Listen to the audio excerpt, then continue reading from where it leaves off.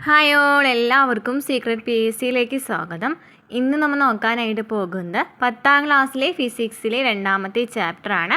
അപ്പോൾ ഈ ഒരു ചാപ്റ്ററിൻ്റെ ആദ്യത്തെ ഭാഗം നമ്മൾ കംപ്ലീറ്റ് ചെയ്തിട്ടുണ്ടായിരുന്നു. അതായത് കോൺവെക്സ് ലെൻസിൻ്റെ പ്രതിബിംബ രൂപീകരണം വരെയായിരുന്നു തോന്നുന്നു.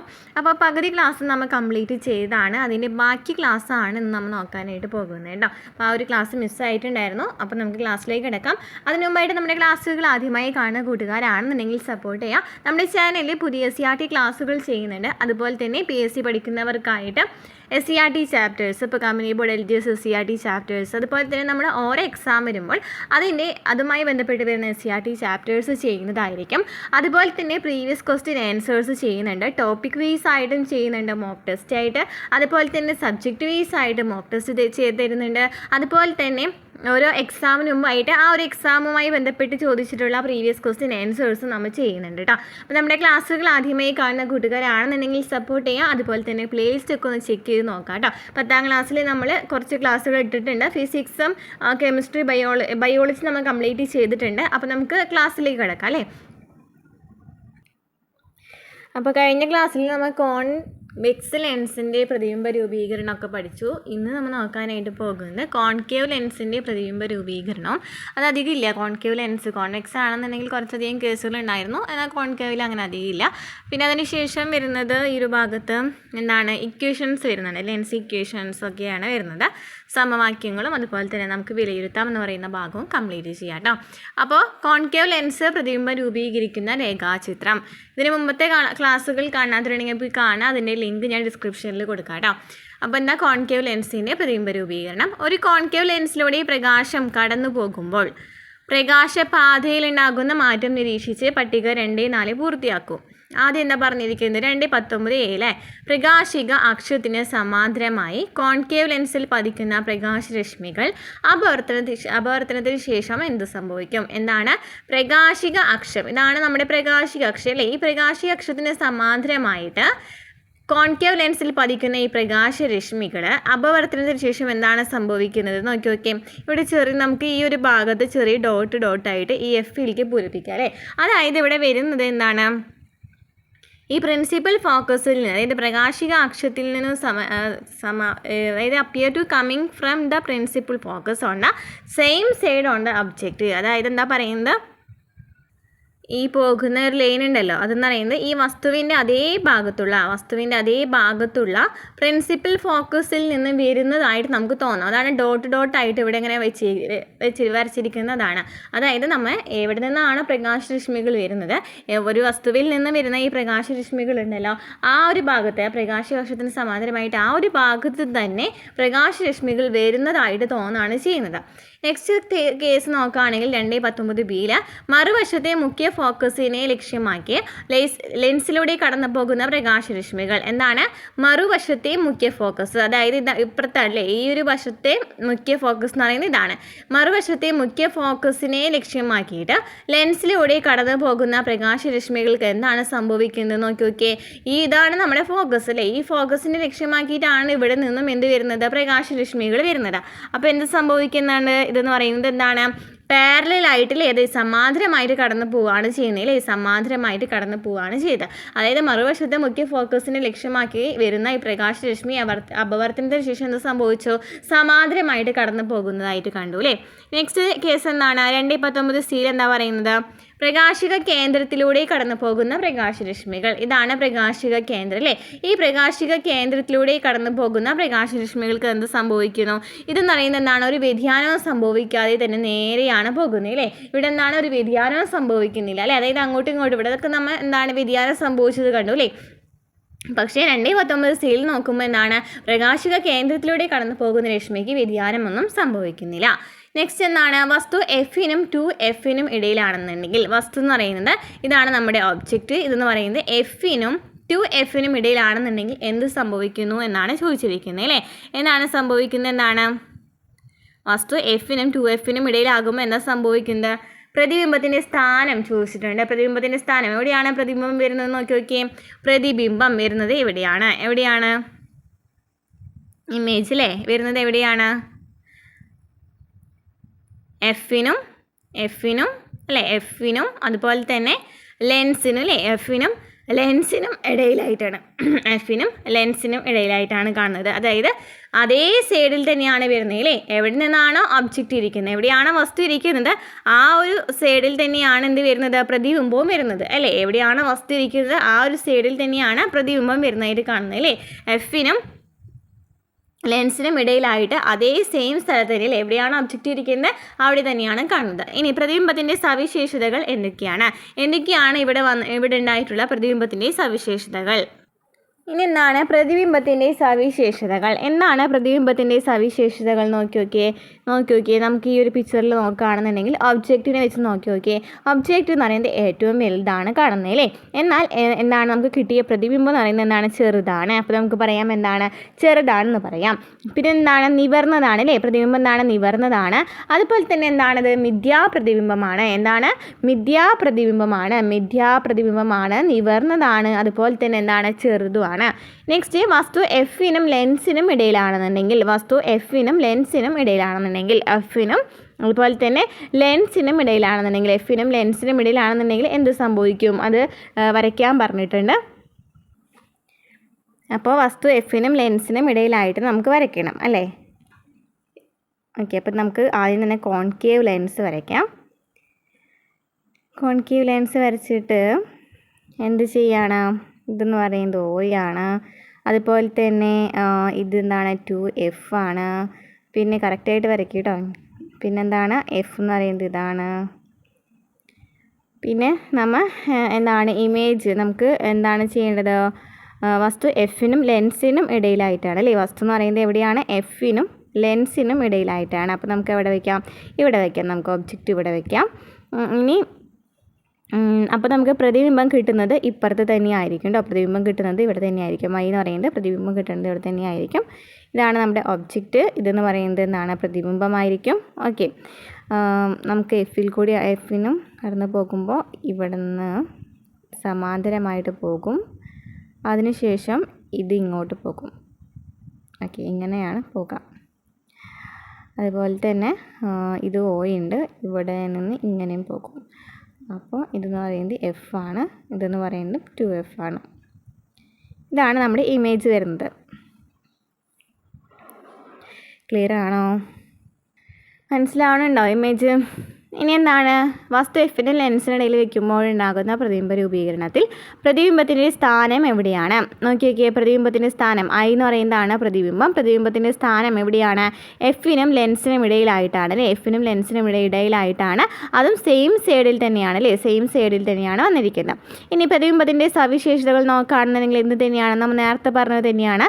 അതായത് എന്താണ്, വലുതാണ് അല്ലേ, ചെറുതാണ്. മറ്റേതിനെ വെച്ച് നോക്കുകയാണെന്നുണ്ടെങ്കിൽ എന്താണ്, ചെറുതാണ്. അതുപോലെ തന്നെ നിവർന്നതാണ്, മിഥ്യയാണ്. ചെറുതാണ്, നിവർന്നതാണ്, മിഥ്യയാണ്. ഇനി നമ്മൾ ഈ പറഞ്ഞ കാര്യങ്ങൾ നമുക്ക് കറക്റ്റായിട്ട് പറയാം. വസ്തുവിൻ്റെ സ്ഥാനം, പ്രതിബിംബത്തിൻ്റെ സ്വഭാവം ചോദിച്ചിട്ടുണ്ട്. അപ്പോൾ എന്തൊക്കെയാണ് പറഞ്ഞത്, വസ്തു എഫിനും 2Fനും ഇടയിലാണെന്നുണ്ടെങ്കിൽ ഇമേജ് എന്ന് പറയുന്നത് എന്താണ്, ചെറുതാണ്, നിവർന്നതാണ്, മിഥ്യയാണ്. പ്രതിബിംബത്തിൻ്റെ സ്ഥാനം ചോദിക്കുകയാണെങ്കിൽ എന്താണ്, എഫിനും അതുപോലെ തന്നെ ഒബ്ജക്റ്റിനും ഇടയിൽ ലെൻസിൻ്റെ അതേ വശത്താണ്. ഇനി നമുക്ക് ഈ ഒരു ടേബിൾ ഫില്ല് ചെയ്യാം. വസ്തു എഫിനും 2Fനും ഇടയിലാണെന്നുണ്ടെങ്കിൽ നമ്മൾ എന്താ പറഞ്ഞത്, പൊസിഷൻ, പ്രതിബിംബത്തിൻ്റെ സ്ഥാനം എന്ത് പറഞ്ഞു, എഫിനും അതുപോലെ തന്നെ എന്താണ്, ഓപ്റ്റിക് സെൻറ്റർ അല്ലേ, ആ ഒരു സെൻറ്ററിനും ഇടയിലായിട്ടാണ് വരുന്നതെന്ന് നമ്മൾ പറഞ്ഞു അല്ലേ, between F and optic centre. ഇനി യഥാർത്ഥമാണോ മിഥ്യയാണോ എന്ന് ചോദിച്ചിട്ടുണ്ട്. നമ്മൾ പറഞ്ഞു മിഥ്യയാണ് വരാമെന്ന് പറഞ്ഞു. അതുപോലെ തന്നെ തല കീഴായതാണോ നിവർന്നതാണ് അല്ലേ, നിവർന്നതാണ്. വസ്തുവിനേക്കാളും വലുതാണോ ചെറുതാണോ, എന്താണ്, വസ്തുവിനേക്കാളും ചെറുതാണ് അല്ലേ, ചെറുതല്ലേ വന്നത്. ഇതേ സെയിം തന്നെയാണ് എന്ത് വരാം, എഫിനും ലെൻസിനും ഇടയിൽ വരുന്നത്. എഫിനും ലെൻസിനും ഇടയിലാണെന്നുണ്ടെങ്കിൽ ഈ നേരത്തെ പറഞ്ഞ പോലെ തന്നെ എഫിനും അതുപോലെ തന്നെ ഒബ്ജക്റ്റിനും ഇടയിലാണ്. ഓക്കെ, എഫിനും ഒബ്ജക്റ്റിനും ഇടയിലാണ്. നോക്കിയേ അല്ലേ, നമ്മൾ പറഞ്ഞില്ലേ വസ്തു എന്താണ്, നമ്മൾ പ്രതിബിംബത്തിൻ്റെ സ്ഥാനം എന്ന് പറയുന്നത് എന്താണ്, എഫിനും ഒപ്റ്റിക് സെൻറ്ററിനും ഇടയിൽ കേട്ടോ, ഒപ്റ്റിക് സെൻറ്ററിന് ഇടയിലാണ്, എഫിനും ഒപ്റ്റിക് സെൻറ്ററിനും ഇടയിലാണ്. അതുപോലെ തന്നെ എന്താണ്, ഇവിടെയാണെന്നുണ്ടെങ്കിലും എഫിനും ഒപ്റ്റിക് സെൻറ്ററിനും ഇടയിലാണ്. സെയിം തന്നെയാണ് വരുന്നത്, മിഥ്യ, നിവർന്നത്, അതുപോലെ തന്നെ ചെറുത്. ഒപ്റ്റിക് സെൻറ്റർ എന്ന് വെച്ചാൽ പ്രകാശിക കേന്ദ്രം ഉണ്ടോ, പ്രകാശിക കേന്ദ്രത്തിനും ഇടയിലാണ് വരുന്നത് അല്ലേ. നോക്കിയേ, എഫിനും പ്രകാശിക കേന്ദ്രത്തിനും ഇടയിലായിട്ടല്ലേ വരുന്നത്. ഇനി നെക്സ്റ്റ് എന്താണ്? അപ്പോൾ നമ്മൾ കോൺകേവ് ലെൻസിൻ്റെ പ്രതിബിംബം മിതിയാണെന്ന് പഠിച്ചു. കോൺകേവ് ലെൻസ് പ്രകാശരശ്മികളെ വിവ്രജിക്കുന്നത് കൊണ്ട് അത് രൂപപ്പെടുത്തുന്ന പ്രതിബിംബം എല്ലായ്പ്പോഴും മിതിയായിരിക്കും. പ്രതിബിംബത്തിൻ്റെ സ്ഥാനവും എല്ലായ്പ്പോഴും വസ്തുവിൻ്റെ അതേ വശത്ത് എഫിനും ലെൻസിനും ഇടയിലായിരിക്കും. പ്രതിബിംബത്തിൻ്റെ സ്ഥാനം എന്ന് പറയുന്നത് നമ്മൾ പറഞ്ഞു 2 കേസിലാണെന്നുണ്ടെങ്കിൽ അതേ വശത്ത് തന്നെയല്ല വന്നിട്ടുണ്ടായിരുന്നത്. എവിടെയാണോ ഒബ്ജക്റ്റ് വെച്ചിട്ടുള്ളത് അവിടെ തന്നെയായിരുന്നു എന്ത് വന്നിട്ടുണ്ടായിരുന്നത്, എവിടെയാണോ വസ്തു വെച്ചിട്ടുള്ളത് അവിടെ തന്നെയാണ് പ്രതിബിംബം രൂപപ്പെട്ടിട്ടുണ്ടായിരുന്നത് അല്ലേ. ഇനി ലെൻസ് സമവാക്യം.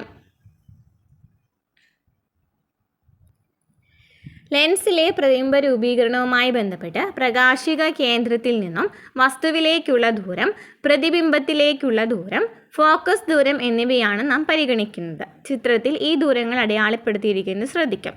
ഇവിടെ നമുക്ക് നോക്കുകയാണെന്നുണ്ടെങ്കിൽ ആദ്യം തന്നെ എന്താണ്, യു എന്ന് അടയാളപ്പെടുത്തിയിട്ടുണ്ട് അല്ലേ. ഈ യു എന്ന് പറയുന്നത് എന്താണ്, വസ്തുവിലേക്കുള്ള ദൂരമാണ്. എന്താണ്, വസ്തുവിലേക്കുള്ള ദൂരമാണ് യു എന്ന് പറയുന്നത്. വസ്തുവിലേക്കുള്ള ദൂരമാണ് എന്തെന്ന് പറയുന്നത്, യു എന്ന് പറയുന്നത്. വസ്തുവിലേക്കുള്ള ദൂരമാണ് യു എന്ന് പറയുന്നത്.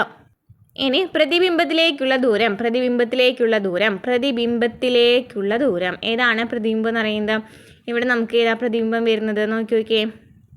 ഈ പ്രതിബിംബത്തിലേക്കുള്ള ദൂരത്തെയാണ് എന്ന് പറയുന്നത് വി എന്ന് പറയുന്നത്. ഓക്കെ, ഇതാണ് നമ്മുടെ പ്രതിബിംബം അല്ലേ. ഈ പ്രതിബിംബത്തിലേക്കുള്ള ദൂരത്തെയാണെന്ന് പറയുന്നത് വി എന്ന് പറയുന്നത്. അപ്പോൾ വി എന്ന് വെച്ചാൽ എന്താണ്, പ്രതിബിംബത്തിലേക്കുള്ള ദൂരമാണ് അല്ലേ. വി എന്ന് വെച്ചാൽ എന്താണ്, പ്രതിബിംബ രൂപത്തിലേക്കുള്ള ദൂരമാണ്. ഇനി നെക്സ്റ്റ് എഫ് കാണിച്ചിട്ടുണ്ടല്ലോ അല്ലേ. എഫ് എന്ന് വെച്ചാൽ എന്താണ്, നമുക്കറിയാവുന്ന കാര്യമാണ്. എഫ് എന്ന് പറയുന്നത് എന്താണ്, ഫോക്കസ് ദൂരമാണ്. എഫ് എന്ന് പറയുന്നത് എന്താണ്, ഫോക്കസ് ദൂരമാണ്. അപ്പോൾ യുവും വിയും എഫും ക്ലിയർ ആയല്ലോ. യു എന്ന് വെച്ചാൽ എന്താണ്, വസ്തുവിലേക്കുള്ള ദൂരമാണ്. വി എന്ന് വെച്ചാൽ പ്രതിബിംബത്തിലേക്കുള്ള ദൂരമാണ്. എഫ് എന്ന് വെച്ചാൽ എന്താണ്, ഫോക്കൽ ദൂരമാണ് അല്ലേ, ഫോക്കൽ ലെങ്ത് ആണ്. ഇത് തന്നെയാണ് ചോദിച്ചിരിക്കുന്നത്. ചിത്രത്തിൽ വസ്തുവിലേക്കുള്ള അകലം സൂചിപ്പിച്ചിരിക്കുന്നത് ഏത് അക്ഷരം ഉപയോഗിച്ചാണ്? യു ആണ്. ചിത്രത്തിൽ വി എന്ന അക്ഷരം സൂചിപ്പിക്കുന്ന എന്താണ്, പ്രതിബിംബത്തിലേക്കുള്ള ദൂരമാണ്. എഫ് എന്ന അക്ഷരം സൂചിപ്പിക്കുന്ന ഏത് അകലത്തെയാണ്? ഫോക്കൽ ദൂരമാണ്. ലെൻസുകൾ മാറുന്നതിനനുസരിച്ചും വസ്തുവിൻ്റെ സ്ഥാനം മാറുന്നതിനനുസരിച്ചും ലെൻസുമായി ബന്ധപ്പെട്ട് നാം എടുക്കുന്ന അളവുകൾക്ക് അനുയോജ്യമായ ചിഹ്നങ്ങൾ പരിഗണിക്കേണ്ടതുണ്ട്. നെക്സ്റ്റ് കാർട്ടീഷ്യൻ ചിഹ്നരീതി. കാർട്ടീഷ്യൻ ചിഹ്നരീതി എന്ന് വെച്ചാൽ നമുക്ക് ഈ ലെൻസിൽ ഇപ്പം നമുക്ക് നെഗറ്റീവ് സൈൻ ഇടേണ്ടി വരാം, പോസിറ്റീവ് സൈൻ ഇടേണ്ടി വരാം, അങ്ങനത്തെ കാര്യങ്ങളൊക്കെ ഉണ്ടല്ലോ. അപ്പോൾ അതിൻ്റെ കുറച്ച് നിയമങ്ങളാണ് നമ്മൾ പറയുന്നത് കേട്ടോ. ലെൻസുമായി ബന്ധപ്പെട്ട സമവാക്യങ്ങൾ ഉപയോഗിച്ച് ഗണിത പ്രശ്ന നിർദ്ധാരണം ചെയ്യുമ്പോൾ നമ്മൾ മാത്സ് ചെയ്യല്ലോ, ഇതുമായി ബന്ധപ്പെട്ട് പ്രോബ്ലംസ് ചെയ്യല്ലോ. ഈ പ്രോബ്ലംസ് ചെയ്യുമ്പോൾ പാലിക്കേണ്ട കുറച്ച് നിയമങ്ങളാണ് പറയുന്നത് കേട്ടോ. അളവുകൾക്ക് അനുയോജ്യമായ ചിഹ്നങ്ങൾ നൽകേണ്ടതുണ്ട്. ലെൻസുകളിൽ പൊതുവായി ഈ നിയമങ്ങൾ ഉപയോഗിക്കാം. ലെൻസിൻ്റെ പ്രകാശിക കേന്ദ്രത്തിൽ നിന്നാണ് എല്ലാ ദൂരങ്ങളും അളക്കേണ്ടത്. അപ്പോൾ എല്ലാ ദൂരങ്ങളും അളക്കേണ്ടത് എവിടെ നിന്നാണ്? ലെൻസിൻ്റെ പ്രകാശിക കേന്ദ്രത്തിൽ നിന്നാണ്. പതനരശ്മിയുടെ അതേ ദിശയിൽ അളക്കുന്ന ദൂരങ്ങൾ പോസിറ്റീവും അല്ലാത്തവ നെഗറ്റീവുമായി പരിഗണിക്കേണ്ടതാണ്. പതനരശ്മിയുടെ അതേ ദിശയിൽ അളക്കുന്ന ദൂരങ്ങളാണെന്നുണ്ടെങ്കിൽ അതെന്താണ്? പോസിറ്റീവാണ്. അല്ലാത്തത് അതായത് എതിർദിശയിലാണെന്നുണ്ടെങ്കിൽ അതെന്താണ്? നെഗറ്റീവായിട്ടാണ് എടുക്കേണ്ടത്.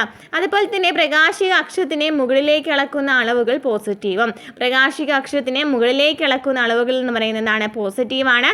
താഴേക്കുള്ളത് എന്താണ്? നെഗറ്റീവുമാണ്. താഴേക്കുള്ളത് നെഗറ്റീവും മുകളിലേക്കുള്ളത് എന്താണ്? പോസിറ്റീവുമാണ്. വ്യത്യസ്ത സന്ദർഭങ്ങളിൽ പൊതുവായ സമവാക്യം ഉപയോഗിച്ച് ഗണിത പ്രശ്ന നിർദ്ധാരണം നടത്തുവാൻ കാർട്ടീഷ്യൻ ചിഹ്ന രീതിയിലൂടെ സാധിക്കുന്നു. വസ്തു ലെൻസിൻ്റെ ഇടതുവശത്താണോ വലതുവശത്താണോ എന്ന് പരിഗണിക്കേണ്ടതില്ല. അപ്പോൾ വസ്തു വലതുവശത്താണോ ഇടതുവശത്താണോ എന്നൊന്നും നമുക്ക് നോക്കേണ്ട കാര്യമില്ല. ഈ പറഞ്ഞ നിയമങ്ങൾ നോക്കിയാൽ മതി അല്ലേ. നോക്കി ഇവിടെ നമുക്ക് എന്താണ്? യു എന്ന് പറയുന്നത് 25 സെൻറ്റിമീറ്റർ തന്നിട്ടുണ്ട് അല്ലേ. വി എന്ന് വെച്ചാൽ 100 സെൻറ്റിമീറ്റർ തന്നിട്ടുണ്ട്. എഫ് എന്ന് പറയുന്നത് 20 സെൻറ്റിമീറ്റർ ആണ് തന്നിട്ടുണ്ട് അല്ലേ. അവിടെ നമുക്ക് ഒരു ടേബിൾ നമുക്ക് ഫില്ല് ചെയ്യാനായിട്ടുണ്ട്. ചിത്രം 2 എയും 2 ബിയും നോക്കണം. ഇതിൽ ഫസ്റ്റ് തന്നെ ചോദിച്ചിരിക്കുന്നത് യു എന്ന് പറയുന്ന അളവ് പോസിറ്റീവാണോ നെഗറ്റീവാണോ നോക്കി നോക്കിയാൽ ആദ്യത്തെ ചിത്രം നോക്കുകയാണേ. ചിത്രം 2.22 എയിൽ നോക്കുകയാണെങ്കിൽ യു എന്ന് പറയുന്നത് എത്രയാണ്? 25 സെൻറ്റിമീറ്റർ ആണ് കൊടുത്തിരിക്കുന്നത് അല്ലേ. ഇത് പോസിറ്റീവായിട്ടാണോ നെഗറ്റീവായിട്ടാണോ എടുക്കേണ്ടത്? അപ്പോൾ ഇവിടെ നമ്മൾ ആദ്യം തന്നെ എന്താ നോക്കണം, എപ്പോഴും എന്താണ്? ഒപ്റ്റിക് സെൻറ്ററിൽ നിന്നാണ് അല്ലേ. ഈ ഓയിൽ ഉണ്ടല്ലോ, ഇവിടെ നിന്നാണ് എപ്പോഴും അളവെടുക്കേണ്ടത്. ഓക്കെ, ഓയിൽ നിന്നാണ് എപ്പോഴും അളവെടുക്കേണ്ടത്. ഇനി നമുക്ക് ഇവിടെ നോക്കിക്കേ, പതനരശ്മി എന്ന് പറയുന്നത് എത്രയാണ്? ഇങ്ങോട്ടേക്കാണ്, റൈറ്റ് സൈഡിലേക്കാണ് പോകുന്നത് അല്ലേ. പതനരശ്മി എന്ന് പറയുന്നത് റൈറ്റ് സൈഡിലേക്കാണ് പോകുന്നതെങ്കിൽ എന്താണ്? പോസിറ്റീവാണ് വരാം. അപ്പോൾ ഇനി നമ്മൾ ശ്രദ്ധിക്കേണ്ട കാര്യം എന്ന് പറയുന്നത്, ഇവിടെ നോക്കി ഇതാണ് നമ്മുടെ ഒബ്ജക്റ്റ് എന്ന് പറയുന്നത്, നമ്മുടെ പ്രകാശിക എന്താണ്? കേന്ദ്രം എന്ന് പറയുന്നത് അല്ലേ. ഈ പ്രകാശിക കേന്ദ്രത്തിൽ നിന്ന് നിന്നും പതനരശ്മി എങ്ങോട്ടേക്കാണ് പോകുന്നത്? അതായത് ഓയിൽ നിന്നാണ് നമുക്ക് എപ്പോഴും അളവെടുക്കേണ്ടത്. ഓയിൽ നിന്നാണ് അളവെടുക്കേണ്ടതെന്നുണ്ടെങ്കിൽ ഇവിടെ നമുക്ക് പതനരശ്മിയാണെന്നുണ്ടെങ്കിൽ ഇങ്ങോട്ടേക്കാണ് വരുന്നത്. പക്ഷേ ഓയിൽ നിന്ന് നമുക്ക് ഇങ്ങോട്ടേക്കല്ലേ അളവെടുക്കേണ്ടത്, ലെഫ്റ്റേക്കാണ് അളവെടുക്കേണ്ടത്. അതിനാൽ തന്നെ ഇവിടെ നമുക്ക് യു എന്ന് പറയുന്നത് എന്താണ്? മൈനസ് ആണ് എന്ന് പറയാം. യു സി ഈക്വൽ ടു എന്താണ്? -25 ആണെന്ന് പറയാം. കാരണം എന്താണ്? ഓയിൽ നിന്നാണ് എപ്പോഴും നമുക്ക് അളവെടുക്കേണ്ടത്. അപ്പോൾ എന്താണ്? പ്രകാശിക കേന്ദ്രമാണ് നമ്മൾ എന്ത് നോക്കേണ്ടത്? യു എന്ന് പറയുന്നത് നോക്കുമ്പോൾ എപ്പോഴും നമ്മൾ നേരത്തെ പറഞ്ഞു അല്ലേ, യു എന്ന് വെച്ചാൽ എന്താണെന്ന് പറഞ്ഞു. യു എന്ന് വെച്ചാൽ എന്താ നമ്മളിവിടെ പറഞ്ഞിട്ടുണ്ടായിരുന്നല്ലോ, എന്താണ്? വസ്തുവിലേക്കുള്ള ദൂരമാണ് അല്ലേ. യു എന്ന് വെച്ചാൽ എന്താണ്? വസ്തുവിലേക്കുള്ള ദൂരമാണ്. അപ്പോൾ വസ്തു എന്ന് പറയുന്നത് വസ്തുവിലേക്കുള്ള ദൂരം എന്നാണ് നമുക്ക് ചോദിച്ചിരിക്കുന്നത് അല്ലേ. പ്രതിബിംബത്തിലേക്കല്ല, വസ്തുവിലേക്കുള്ള ദൂരമാണ് ചോദിച്ചിരിക്കുന്നത്. അപ്പോൾ ഓയിൽ നിന്നാണ് എപ്പോഴും അളവെടുക്കുന്നത്. ഓയിൽ നിന്ന് വസ്തു എന്ന് പറയുന്നത് എവിടെയാണ് ഇരിക്കുന്നത്? ഈ വസ്തുവിലേക്കുള്ളത് അല്ലേ, ഇതാണ് വസ്തുവിലേക്കുള്ള ദൂരം എന്ന് പറയുമ്പോൾ എപ്പോഴും ഇങ്ങനെയാണ് പോകുന്നത്. അപ്പോൾ എന്താണ്? നെഗറ്റീവാണ്. നേരെ മറിച്ച് നമുക്ക് എന്താ പ്രതിബിംബത്തിലേക്കുള്ള ദൂരം നോക്കാം. പ്രതിബിംബത്തിലേക്കുള്ള ദൂരം എന്ന് വെച്ചാൽ എന്താണ്? വി ആണ് അല്ലേ. വി ആണ് നോക്കേണ്ടത് അല്ലേ. അപ്പോൾ നമുക്ക് പ്രതിബിംബം എവിടെയാണ് വന്നിരിക്കുന്നത് നോക്കി നോക്കി, എവിടെയാണ് പ്രതിബിംബം വന്നിരിക്കുന്നത്. അപ്പോൾ നോക്കി നോക്കിയിട്ട് എങ്ങനെയാണ് പോകുന്നത്? ഇങ്ങനെയാണ് പോകുന്നത് അല്ലേ. അതായത് നമ്മളിപ്പോൾ അളവെടുക്കുകയാണെങ്കിൽ, ഇപ്പോൾ എക്സാമ്പിൾ പറയുകയാണെന്ന് ഞാനിവിടെ 0 എടുത്തു. ഇവിടെയാണെങ്കിൽ 1 2 3 4 5 ഇങ്ങനെയാണ് നമ്മൾ അളവെടുക്കുക അല്ലേ. ഇനി ഇപ്പുറത്ത് ലെഫ്റ്റിലേക്കാണെങ്കിൽ എന്താ? -1 -2 -3 അങ്ങനെ. അതായത് നമുക്ക് ഈ ലെഫ്റ്റിലേക്കാണ് നമ്മൾ അളവെടുക്കുമ്പോൾ എങ്ങനെ? ഇവിടെ നിന്നാണ് സ്റ്റാർട്ട് ചെയ്യുന്നത് അല്ലേ. അപ്പോൾ നമുക്ക് ഇവിടെ നിന്നാണ് സ്റ്റാർട്ട് ചെയ്തത്, അതായത് ഇവിടെ നിന്ന് ഇങ്ങോട്ടേക്കാണ് പോകുന്നത് അല്ലേ. അങ്ങനെയാണെന്നുണ്ടെങ്കിൽ എന്താണ്? നെഗറ്റീവാണ് വരുന്നത്. ഇനി നോക്കി നോക്കി, ഇവിടെ നിന്നും ഇങ്ങോട്ടേക്കാണ്. അപ്പോൾ ഈ വി നോക്കുകയാണെന്നുണ്ടെങ്കിൽ നോക്കി നോക്കി 100 സെൻറ്റിമീറ്റർ ആണ് തന്നിട്ടുണ്ട് അല്ലേ. പ്രതിബിംബത്തിലേക്കുള്ള ദൂരം എന്ന് പറയുന്നത് റൈറ്റ് സൈഡിലേക്കാണ് പോകുന്നത് അല്ലേ. റൈറ്റ് സൈഡിലേക്കാണ് പോകുന്നത് അതെ അല്ലേ. അപ്പോൾ പ്രതിബിംബത്തിലേക്കുള്ള ദൂരം എന്ന് പറയുന്നത് എന്താണ് വരാ? പോസിറ്റീവാണ് വരാ. ഇവിടെ നേരെ ഓപ്പോസിറ്റ് ദിശയിലേക്കാണ് പോയത് അല്ലേ. അതിനാൽ തന്നെ അവിടെ നമ്മൾ നെഗറ്റീവായിട്ട് എടുത്തു. ക്ലിയർ ആണല്ലോ. ഇനി എന്താണ്? ഫോക്കൽ ലെങ്ത് 20 സെൻറ്റിമീറ്റർ തന്നിട്ടുണ്ട്. ഇതെന്ന് പറയുന്നത് എന്താണ്? പതനരശ്മിയുടെ അതേ ഇങ്ങനെ തന്നെയല്ലേ പോകുന്നത്, ഇങ്ങനെ നേരെ തന്നെയല്ലേ പോകുന്നത്. ഇങ്ങനെ നേരെ തന്നെയാണ് പോകുന്നതെങ്കിൽ നമ്മൾ എന്താ പറഞ്ഞു? പോസിറ്റീവാണ് എടുക്കേണ്ടത്, നെഗറ്റീവാണ് എടുക്കേണ്ടത്, പോസിറ്റീവാണ് എടുക്കേണ്ടത്. നേരെ ഓപ്പോസിറ്റ് ദിശയിലേക്കാണെന്നുണ്ടെങ്കിൽ, അതായത് ലെഫ്റ്റ് സൈഡിലേക്ക് ഇങ്ങനെ പോവുകയാണെന്നുണ്ടെങ്കിൽ ആണ് എന്ത് വരാം? മൈനസ് ആയിട്ട് വരാം അല്ലേ. മൈനസ് സൈൻ എടുക്കേണ്ടത്. ഓക്കെ, ക്ലിയർ ആണല്ലോ. അപ്പോൾ നമ്മൾ പറഞ്ഞ 2 റൂൾ നമ്മൾ നോക്കി. അതായത് ഒന്നാമത്തെ എന്താണ്? ലെൻസിൻ്റെ പ്രകാശിക കേന്ദ്രത്തിൽ നിന്നാണ് എല്ലാ ദൂരങ്ങളും അളക്കേണ്ടത്. നമ്മൾ എങ്ങനെയാണ് അളന്നത്? എങ്ങനെയാണ്? പ്രകാശിക കേന്ദ്രത്തിൽ നിന്ന് തന്നെയാണ്. പതനരശ്മിയുടെ അതേ ദിശയിൽ അളക്കുന്ന ദൂരങ്ങൾ പോസിറ്റീവാണ്. നമ്മൾ നോക്കി നമ്മൾ പതനരശ്മിയുടെ അതേ ദിശയിലേക്ക് അളക്കുന്ന ദൂരങ്ങളൊക്കെ എന്താ? പോസിറ്റീവായിട്ടാണ് എടുത്തിരിക്കുന്നത് അല്ലേ. എന്നാൽ എതിർദിശയിലാക്കിയാണെങ്കിലോ നെഗറ്റീവായിട്ടാണ് എടുത്തിരിക്കുന്നത്. അതായത് നമ്മൾ എതിർദിശയിലേക്ക് ഇങ്ങനെയല്ലേ വന്നത്, യു എന്ന് പറയുന്നത്. അപ്പോൾ നെഗറ്റീവായിട്ടാണ് നമ്മൾ എടുത്തല്ലേ. നെക്സ്റ്റ് എന്താ പറയുന്നത്? പ്രകാശിക അക്ഷത്തിൻ്റെ മുകളിലേക്ക് അളക്കുന്ന അളവുകൾ പോസിറ്റീവും താഴേക്കുള്ളവ നെഗറ്റീവുമായി പരിഗണിക്കേണ്ടതുണ്ട്. പ്രകാശിക അക്ഷത്തിന് മുകളിലേക്ക് അളക്കുന്ന അളവുകൾ, അതായത് ഇതാണ് നമ്മുടെ പ്രകാശിക അക്ഷം എന്ന് പറയുന്നത്. ഈ പ്രകാശിക അക്ഷം ഇതാണ് നമ്മുടെ പ്രകാശിക അക്ഷം എന്ന് പറയുന്നത്. ഈ പ്രകാശിക അക്ഷത്തിന് മുകളിലേക്ക് അളക്കുന്ന അളവുകൾ എന്താണ്? പോസിറ്റീവാണ് വരാം. മുകളിലേക്ക് അളക്കുന്ന അളവുകൾ എന്താണ്? പോസിറ്റീവാണ് വരാം. അപ്പോൾ മുകളിലേക്ക് അളക്കുന്ന അളവുകൾ എന്താണ്? പോസിറ്റീവാണെന്ന് പറഞ്ഞു. താഴേക്കുള്ളതാണെങ്കിലോ, പ്രകാശാക്ഷത്തിന് താഴേക്കുള്ള അളവുകൾ എന്താണ്? നെഗറ്റീവായിട്ടാണ് എടുക്കേണ്ടത് അല്ലേ. അപ്പോൾ അങ്ങനെയാണെന്നുണ്ടെങ്കിൽ ഇവിടെ എത്രയും വരാം? ഇവിടെ നമുക്ക് HO തന്നിട്ടുണ്ട്. O എന്ന് വെച്ചാൽ എന്താണ്? ഒബ്ജക്റ്റിൽ നിന്നുള്ള ഉയരമാണ് അല്ലേ. ഒബ്ജക്റ്റിൽ നിന്നുള്ള, അതായത് വസ്തുവിൽ നിന്നുള്ള ഉയരമാണ് അവിടെ വരുന്നത് അല്ലേ. വസ്തുവിൻ്റെ ഉയരമാണ് വരുന്നത്. ഈ വസ്തുവിൻ്റെ ഉയരം എന്ന് പറയുന്നത് എത്രയാണ്? 1 സെൻറ്റിമീറ്റർ ആണ് നമുക്ക് തന്നിട്ടുണ്ട്. അപ്പോൾ അവിടെ എന്താ വരാം? പോസിറ്റീവാണോ നെഗറ്റീവാണോ വരാം? മുകളിലേക്കാണ് വരുന്നത്. അപ്പോൾ എന്താണ്? പോസിറ്റീവാണ് വരാം. ഇനി നോക്കി 4 സെൻറ്റിമീറ്റർ എന്ന് നമുക്ക് തന്നിട്ടുണ്ട് അല്ലേ. എന്ത്? പ്രതിബിംബത്തിൻ്റെ ഹൈറ്റ് എന്ന് പറയുന്നത് എത്രയാണ് വരുന്നത്? 4 സെൻറ്റിമീറ്റർ ആണ്. അപ്പോൾ പോസിറ്റീവാണോ നെഗറ്റീവാണോ? കാരണം ഇത് അടിയിക്കല്ലേ വന്നിരിക്കുന്നത്. അപ്പോൾ എന്താണ്? -4 എന്നാണ് എഴുതുക അല്ലേ. -4 എന്നാണ് എഴുതേണ്ടത്. ഓക്കെ, ക്ലിയർ ആണല്ലോ. അപ്പോൾ ഇവിടെ നമ്മൾ എന്താ പറഞ്ഞത്? എപ്പോഴും നമ്മൾ എന്താണ്? ലെൻസിൻ്റെ പ്രകാശിക കേന്ദ്രത്തിൽ നിന്നാണ് എല്ലാ ദൂരങ്ങളും അളക്കേണ്ടത്. എവിടെ നിന്നാണ്? പ്രകാശിക കേന്ദ്രത്തിൽ നിന്നാണ് അളവുകൾ അളക്കേണ്ടത്. പിന്നെ എന്താ നമ്മൾ പറഞ്ഞത്? പതനരശ്മിയുടെ അതേ വശത്തേക്കാണ് പോകുന്നതെങ്കിൽ, അതായത് ഇതാണ് നമ്മുടെ പതനരശ്മി നമുക്ക് തന്നിട്ടുണ്ട്, ഇതേ വശത്തേക്ക് തന്നെയാണ് പോകുന്നതെങ്കിൽ എപ്പോഴും എന്താണ്? പോസിറ്റീവാണ്. എന്നാൽ നേരെ ഓപ്പോസിറ്റ് ദിശയിലേക്കാണെന്നുണ്ടെങ്കിൽ എന്താണ് എടുക്കേണ്ടത്? നെഗറ്റീവ് എന്നാണ് എടുക്കേണ്ടത്. അതുപോലെ തന്നെ പ്രകാശിക അക്ഷത്തിന് മുകളിലേക്കാണ് വരുന്നതെങ്കിൽ, ഹൈറ്റ് വരുന്നത് പ്രകാശിക അക്ഷത്തിന് മുകളിലേക്കാണ് വരുന്നതെങ്കിൽ എന്താണ്? പോസിറ്റീവാണ്. താഴേക്കാണ് വരുന്നതെങ്കിൽ എന്താണ്? നെഗറ്റീവാണ് എടുക്കേണ്ടത്. നെക്സ്റ്റ് പിക്ചർ നോക്കിയിട്ടൊന്ന് പറഞ്ഞേ. നമ്മൾ ആദ്യം തന്നെ അളവെടുക്കുകയാണ്. എവിടെ നിന്നാണ്? പ്രകാശിക കേന്ദ്രത്തിൽ നിന്നാണ് അളവെടുക്കേണ്ടത്. യു എന്ന് പറയുന്നത് ഇവിടെ എന്താണ്? യു എന്ന് വെച്ചാൽ എന്താണ് നമ്മൾ പറഞ്ഞു? യു എന്ന് വെച്ചാൽ എന്താണ്? വസ്തുവിൻ്റെ ആണോ ഒബ്ജക്റ്റിൻ്റെ ആണോ എന്താ വരുന്നത്? യു എന്ന് വെച്ചാൽ എന്താണ് നമ്മൾ പറഞ്ഞത്? യു എന്ന് വെച്ചാൽ എന്താ പറഞ്ഞത്? വസ്തുവിൽ നിന്നുള്ള ദൂരമാണല്ലേ, വസ്തുവിൽ നിന്നുള്ള ദൂരമാണ്. നമ്മൾ പറഞ്ഞു പതനരശ്മിയുടെ അതേ വശത്തേക്ക് വരികയാണെന്നുണ്ടെങ്കിൽ പോസിറ്റീവ് ആയിരിക്കും. ഇവിടെ നോക്കി നോക്കിയേ, പതനരശ്മി എന്ന് പറയുന്നത് എന്താണ്? പതനരശ്മി എന്ന് പറയുന്നത് ഇങ്ങോട്ടേക്കാണ് വരുന്നത്. അതേ വശത്തേക്ക് തന്നെയാണ് പോകുന്നതെങ്കിൽ എന്താണ്? പോസിറ്റീവ് ആണ് വരിക അല്ലേ. ഇവിടെ നോക്കി നോക്കിയേ,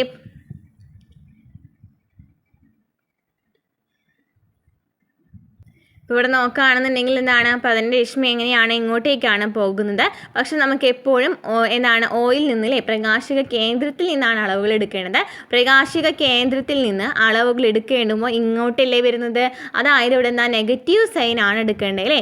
പതനരശ്മിക്ക് അതേ ദിശയിലേക്കല്ല പോകുന്നില്ലേ, ഓപ്റ്റിക്, അതായത് പ്രകാശിക കേന്ദ്രത്തിൽ നിന്നാണ് അളവുകൾ എടുക്കേണ്ടത്. അപ്പോൾ പ്രകാശിക കേന്ദ്രത്തിൽ നിന്ന് അളവുകൾ എടുക്കുമ്പോൾ എന്ത് സംഭവിച്ചു? ഇവിടെ മൈനസ് എത്രയും വരാം? മൈനസ് 25 സെൻറ്റിമീറ്റർ അല്ലേ വരാം? മൈനസ് 25 സെൻറ്റിമീറ്റർ ആണ് വരുന്നത് അല്ലേ. ഇവിടെയാണ് വസ്തു ഇരിക്കുന്നത്. ഇവിടെയാണ് വസ്തു ഇരിക്കുന്നത്. നമുക്ക് എപ്പോഴും ഇവിടെ നിന്നാണ് അളവുകൾ എടുക്കേണ്ടത്. അപ്പോൾ അളവുകൾ എടുക്കേണ്ടത് ഇങ്ങോട്ടേക്കാണ് അളവുകൾ എടുക്കേണ്ടത്. പക്ഷെ നമ്മുടെ പതനരശ്മി വരുന്നത് എന്താണ്? നേരെ ഓപ്പോസിറ്റ് ദിശയിലേക്കാണ്. എങ്കിൽ എന്താണ്? നെഗറ്റീവാണ് എടുക്കേണ്ടത്. ഇനി നമുക്ക് വി നോക്കാം. വി എന്ന് വെച്ചാൽ എന്താണ്? നമ്മൾ പറഞ്ഞു പ്രതിബിംബത്തിലേക്കുള്ള ദൂരമാണ്. പ്രതിബിംബം എന്ന് പറയുന്നത് എവിടെയാണ് വന്നിരിക്കുന്നത്? ഇതാണ് നമ്മുടെ പ്രതിബിംബം എന്ന് പറയുന്നത്. പ്രതിബിംബത്തിലേക്കുള്ള ദൂരം എന്ന് പറയുന്നത് നമ്മൾ ഓയിൽ നിന്നാണ് എടുക്കേണ്ടത്. പതനരശ്മി എന്ന് പറയുന്നത് ഇങ്ങോട്ടേക്കാണ് അല്ലേ വരുന്നത്. നോക്കി പതനരശ്മി ഇങ്ങോട്ടേക്ക് തന്നെയാണ് വരുന്നത്. അവിടെ തന്നെയാണ് എന്തിരിക്കും? ഓയിൽ നിന്ന് തന്നെയാണ് നമുക്ക് എടുക്കുന്നത്. അപ്പോൾ അതേ ദിശയിൽ തന്നെയാണ് വന്നിരിക്കുന്നത് അല്ലേ. അങ്ങനെയാണെന്നുണ്ടെങ്കിൽ ബി എന്ന് പറയുന്നത് എന്തായിരിക്കും? പോസിറ്റീവാണ്. നെഗറ്റീവ് ആണായിരിക്കാം. വി എന്ന് പറയുന്നത് എന്താണ്? പോസിറ്റീവ് ആയിരിക്കും. അപ്പോൾ വി ഈസ് ഈക്വൽ ടു 100 എന്ന് എഴുതാം. ഇനി നമുക്ക് എന്താണ് എച്ച് ഐ എന്ന് പറയുന്നത്? എച്ച് ഐ എന്ന് വെച്ചാൽ എന്താണ്? എച്ച് എന്ന് വെച്ചാൽ എന്താണ്? ഐ എന്ന് വെച്ചാൽ എന്താ വരാം? ഐ എന്ന് വെച്ചാൽ എന്താണ്? പ്രതിബിംബത്തിനെയാണ് അല്ലേ, പ്രതിബിംബത്തിനെയാണ്. ഇനി നോക്കി നോക്കിയ പ്രതിബിംബം എന്ന് പറയുന്നത് ഇതാണ് നമ്മുടെ പ്രതിബിംബം എന്ന് പറയുന്നത്. ഇതെന്ന് പറയുന്നത് പ്രതിബിംബത്തിൻ്റെ ഹൈറ്റ് കാണാനായിട്ട് നമ്മൾ നോക്കി നോക്കിയ പ്രകാശിക അക്ഷത്തിന് താഴെയാണ് വന്നിരിക്കുന്നത്. പ്രകാശിക അക്ഷത്തിന് താഴെ ആണെങ്കിൽ എന്താണ്?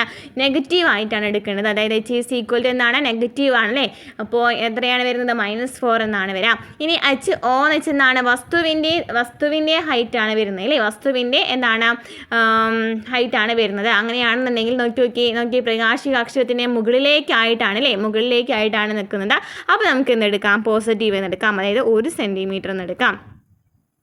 ക്ലിയർ ആണല്ലോ.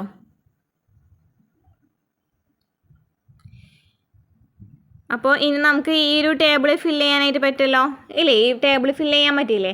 യു എന്ന് പറയുന്നത് എന്താണ്? ഫസ്റ്റത്തെ പിക്ചർ നോക്കുകയാണെങ്കിൽ എന്താണ്? നെഗറ്റീവ് -25 സെൻറ്റിമീറ്റർ ആണ് നമുക്ക് യു എന്ന് പറയുന്നത്. വി എന്ന് വെച്ചാൽ എത്രയാണ് കിട്ടിയിട്ടുണ്ടായിരുന്നത്? വി എന്ന് വെച്ചാൽ എത്രയാണ് കിട്ടിയിട്ടുണ്ടായിരുന്നത്? വി എന്ന് പറയുന്നത് നമ്മൾ എവിടെ എഴുതിയിട്ടുണ്ടായിരുന്നില്ലേ? വി എന്ന് പറയുന്നത് എത്രയാണ്?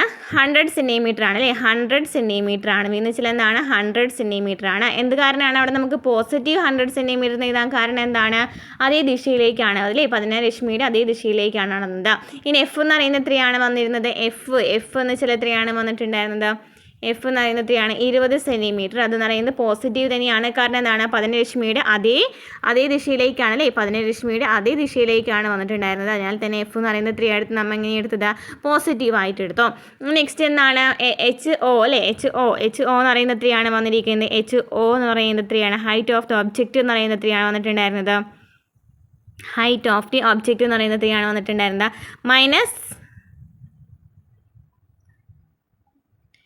Height of the object. ഫസ്റ്റത്തെ പിക്ചറിൽ height of the object minus അല്ല അല്ലേ, പോസിറ്റീവാണ്, മുകളിലേക്കാണ്. അപ്പോൾ എന്താണ്? പോസിറ്റീവ് +1 സെൻറ്റിമീറ്റർ എന്ന് വന്നു. അതുപോലത്തെ കാരണം മുകളിലേക്കാണെന്നുണ്ടെങ്കിൽ പോസിറ്റീവായിട്ടാണ് എടുക്കേണ്ടത്. നമ്മൾ നേരത്തെ പറഞ്ഞ കാരണമില്ല, അത് തന്നെയാണ് ഇവിടെ കാരണത്തിൽ എഴുതേണ്ടത് കേട്ടോ. ഇനി നമുക്ക് H O object H O ആണേ, തെറ്റി പറഞ്ഞോ ഇല്ലല്ലോ. എച്ച് ഒ എന്ന് പറയുന്നത് പോസിറ്റീവാണ്. എച്ച് ഐ എന്ന് പറയുന്നത് എത്രയാണ്? -4 സെൻറ്റിമീറ്റർ അല്ലേ. -4 സെൻറ്റിമീറ്റർ എന്ന് വന്നു.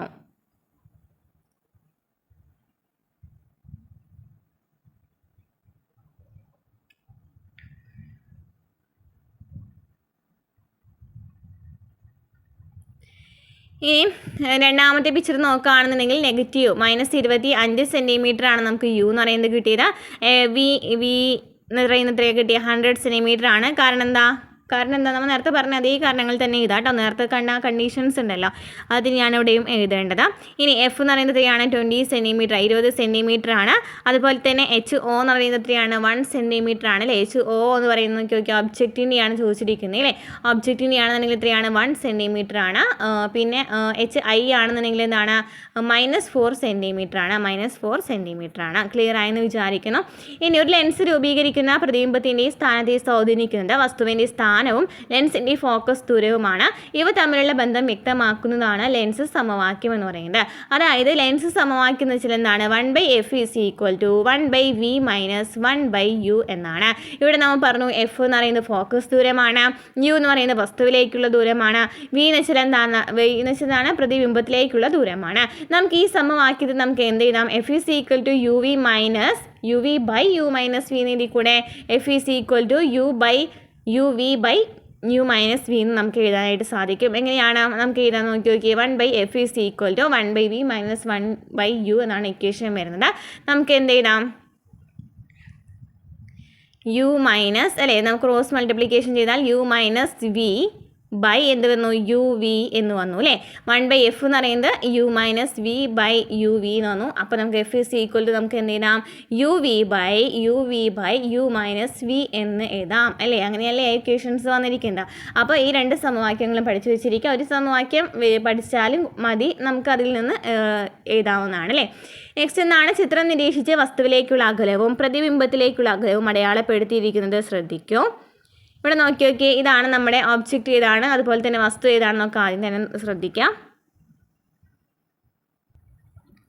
ചിഹ്ന നിയമങ്ങൾ ഉപയോഗിച്ചിട്ട് അളവുകൾ എഴുതാൻ പറഞ്ഞിട്ടുണ്ട് അല്ലേ. അപ്പോൾ നമുക്ക് ആദ്യം തന്നെ ഒബ്ജക്റ്റ് ഡിസ്റ്റൻസ് എഴുതാം. ഒബ്ജക്റ്റ് ഡിസ്റ്റൻസ് എവിടെയാണ് ഒബ്ജക്റ്റ് ഡിസ്റ്റൻസ് വരുന്നത്, എത്രയാണ് ഒബ്ജക്റ്റ് ഡിസ്റ്റൻസ്, ഇതാണ് നമ്മുടെ ഒബ്ജക്റ്റ് എന്ന് പറയുന്നത് അല്ലേ. ഇതാണ് നമ്മുടെ ഒബ്ജക്റ്റ്.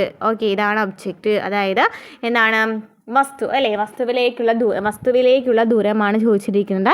അപ്പോൾ നമുക്ക് യു ആണ് എഴുതേണ്ടത്. യു = നമുക്ക് എത്രയും തന്നിട്ടുണ്ട്, 90 സെൻറ്റിമീറ്റർ എന്ന് തന്നിട്ടുണ്ട്. ഇവിടെ നമുക്ക് പോസിറ്റീവ് ആണ് നെഗറ്റീവ് ആണെന്ന് നോക്കണം. ഇവിടെ നോക്കി നമ്മൾ പതനരശ്മി എന്ന് പറയുന്നത് എങ്ങനെയാണ് വന്നിരിക്കുന്നത്, പതനരശ്മി എന്ന് പറയുന്നത് ഇങ്ങോട്ടേക്കാണ് വന്നിരിക്കുന്നത്. നമുക്ക് എപ്പോഴും പ്രകാശിക കേന്ദ്രത്തിൽ നിന്നാണ് വരയ്ക്കേണ്ടത് അല്ലേ. അപ്പോൾ പ്രകാശിക കേന്ദ്രത്തിൽ നിന്നാണ് അളവ് നോക്കേണ്ടത്. അപ്പോൾ നമുക്ക് എന്ത് വരും, ഇവിടെ പ്രകാശിക കേന്ദ്രത്തിൽ നിന്നാണ് അളവ് നോക്കേണ്ടത്. അപ്പോൾ അങ്ങനെയാണെന്നുണ്ടെങ്കിൽ യു എന്ന് പറയുന്നത് എന്ത് വരും, യു എന്ന് പറയുന്നത്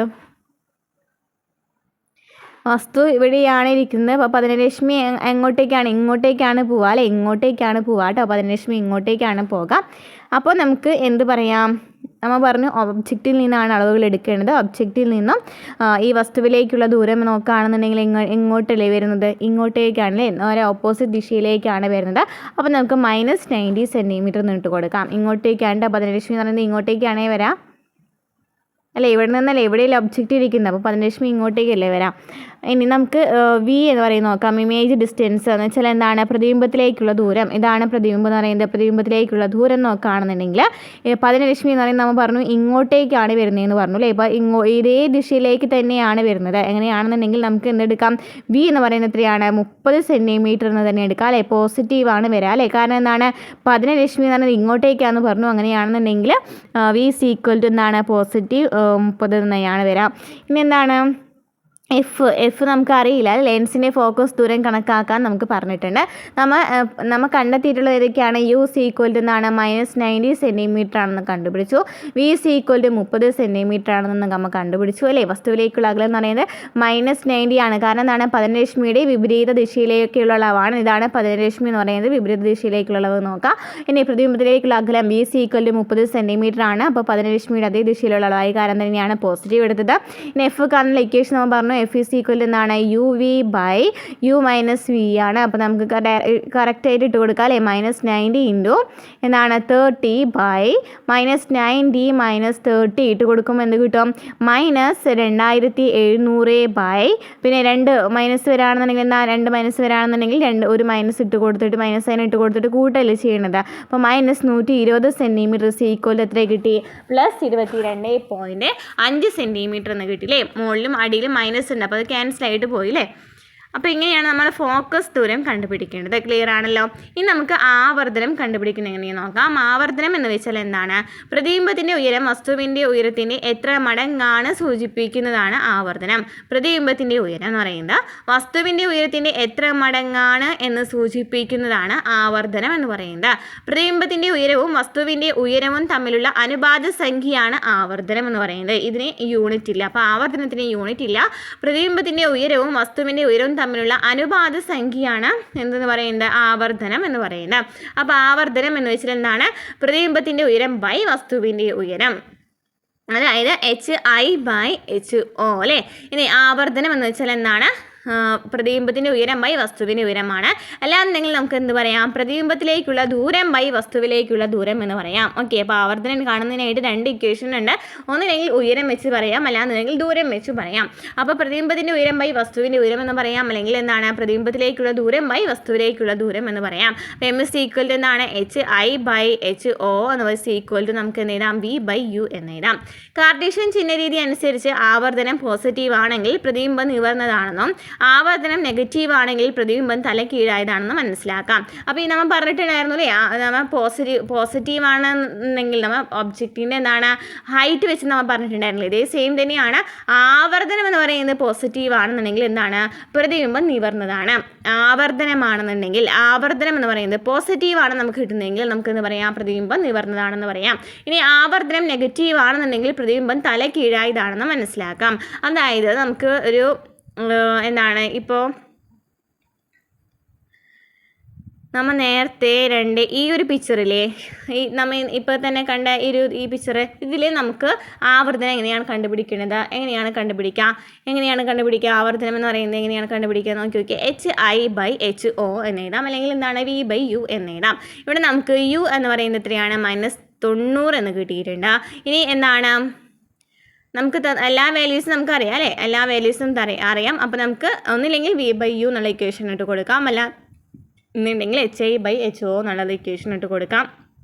അതായത് ദൂരം ഇട്ട് കൊടുക്കുക, അല്ലാന്നുണ്ടെങ്കിൽ എന്താണ്? ഹൈറ്റും കൂടി ഇട്ട് കൊടുക്കുക അല്ലേ. ഇത് രണ്ടും ഇട്ട് കൊടുത്തിട്ട് രണ്ടും സെയിം തന്നെ ആൻസർ ആയിരിക്കും വരാം. അത് കാരണം ഏതെങ്കിലും ഒരെണ്ണം പഠിച്ചു വെച്ചാലും മതി. അപ്പോൾ HI/HO ആണെന്നുണ്ടെങ്കിൽ എന്താണ്?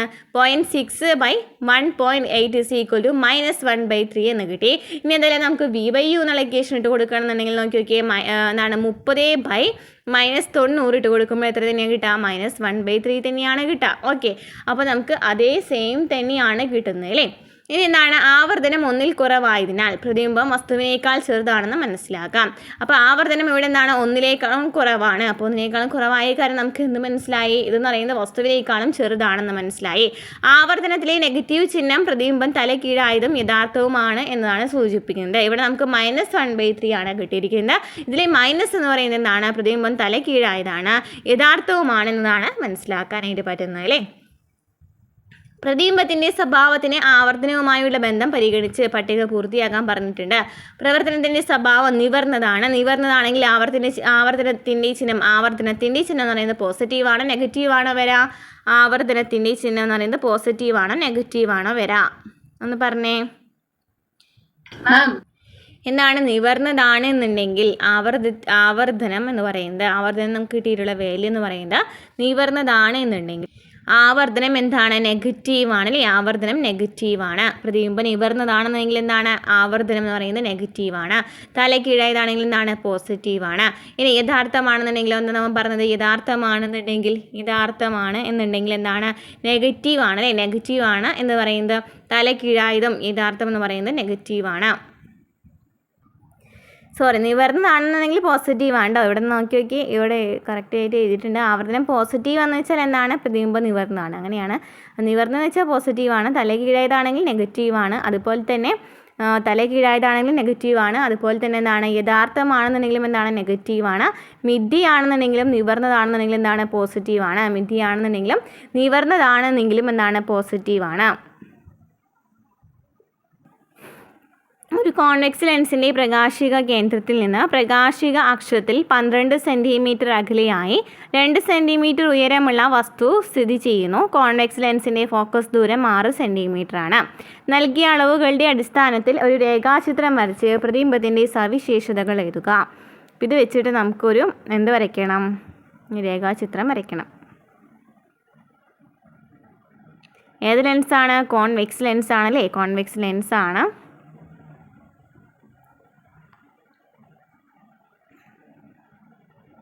എഫ് ഇവിടെ വരും, ഇവിടെ 2F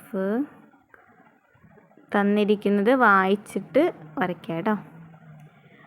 പിന്നെന്താ നമ്മൾക്ക് പറഞ്ഞിരിക്കുന്നത്? എഫ് എന്ന് പറയുന്നത് എത്രയാണ്? 12 സെൻറ്റിമീറ്റർ ആണ്. എഫ് എന്ന് പറയുന്നത് എത്രയാണ്? 12 സെൻറ്റിമീറ്റർ. 12 സെൻറ്റിമീറ്റർ അകലെയായിട്ട് വസ്തു സ്ഥിതി ചെയ്യുന്നുണ്ട്. ഇവിടെയാണ് വസ്തു വരുന്നത്. ഇനി 2 സെൻറ്റിമീറ്റർ ഉയരമുള്ള വസ്തുവാണ്. അതിന് എത്രയാണ്? 2 സെൻറ്റിമീറ്റർ ആണ് ഉയരം.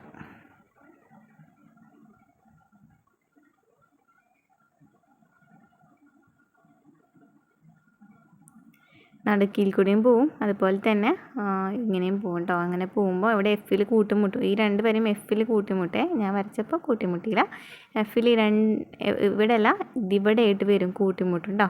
ഇത് ഈ ലൈനും കൂട്ടിമുട്ടും. ഇങ്ങനെയാണ് വരാം. ഇവിടെയാണ് ലൈൻ വരാം. ഓക്കെ, ഇവിടെയാണ് പ്രതിബിംബം രൂപപ്പെടുന്നത്. എന്താണ്? പ്രതിബിംബത്തിൻ്റെ ഉയരമാണെന്ന് ആവർത്തനം കണക്കാക്കുക. ഉയരം എന്ന് പറയുന്നത് എത്രയാണ്? 2. HI എന്ന് പറയുന്നത് എത്രയാണ് വരാം? -2 ആണ് വരാം. അതുപോലെ തന്നെ -2, അതുപോലെ തന്നെ HO എന്ന് പറയുന്നത് എത്രയാണ്? +2 ആണ് വരാം. ഇസ് ഈക്വൽ ടു എത്രയാണ് വരാം? -1 എന്ന് വരും. ഓക്കെ, നെക്സ്റ്റ് ഒരു കോൺകേവ് ലെൻസിൻ്റെ ഫോക്കസ് ദൂരം 20 സെൻറ്റിമീറ്റർ ആണ്. അതിൻ്റെ പ്രകാശിക അക്ഷത്തിൽ 2 സെൻറ്റിമീറ്റർ ഉയരമുള്ള ഒരു വസ്തു ലെൻസിൽ നിന്നും 30 സെൻറ്റിമീറ്റർ അകലെയായി സ്ഥിതി ചെയ്യുന്നു. ലെൻസിൽ നിന്നുള്ള പ്രതിബിംബത്തിലേക്കുള്ള ദൂരം കണക്കാക്കുക. ഇവിടെ നമുക്ക് തന്നിരിക്കുന്നത് എന്തൊക്കെയാണ്? ഫോക്കസ് ദൂരം F = 20 ആണ് തന്നിട്ടുണ്ട്. പിന്നെ പ്രകാശിക അക്ഷത്തിൽ 2 സെൻറ്റിമീറ്റർ ഉയരമുള്ള ഒരു വസ്തു, അതായത് HO എന്ന് പറയുന്നത് എത്രയാണ്? 2 സെൻറ്റിമീറ്റർ ആണ്. ഇനി എന്താണ്? ഒരു വസ്തു ലെൻസിൽ നിന്ന് 30 സെൻറ്റിമീറ്റർ അകലെ സ്ഥിതി ചെയ്യുന്നു. ലെൻസിൽ നിന്ന് അകലെ സ്ഥിതി ചെയ്യുന്നു എന്ന് പറയുമ്പോൾ എത്രയാണ്? U = നമുക്ക് എത്ര കിട്ടി? 30 സെൻറ്റിമീറ്റർ എന്ന് കിട്ടി. ഇനി നമുക്ക് എന്താ കണ്ടുപിടിക്കേണ്ടത്? പ്രതിബിംബത്തിലേക്കുള്ള ദൂരം, അതായത് V ആണ് കണ്ടുപിടിക്കേണ്ടത്. V എങ്ങനെ കണ്ടുപിടിക്കും?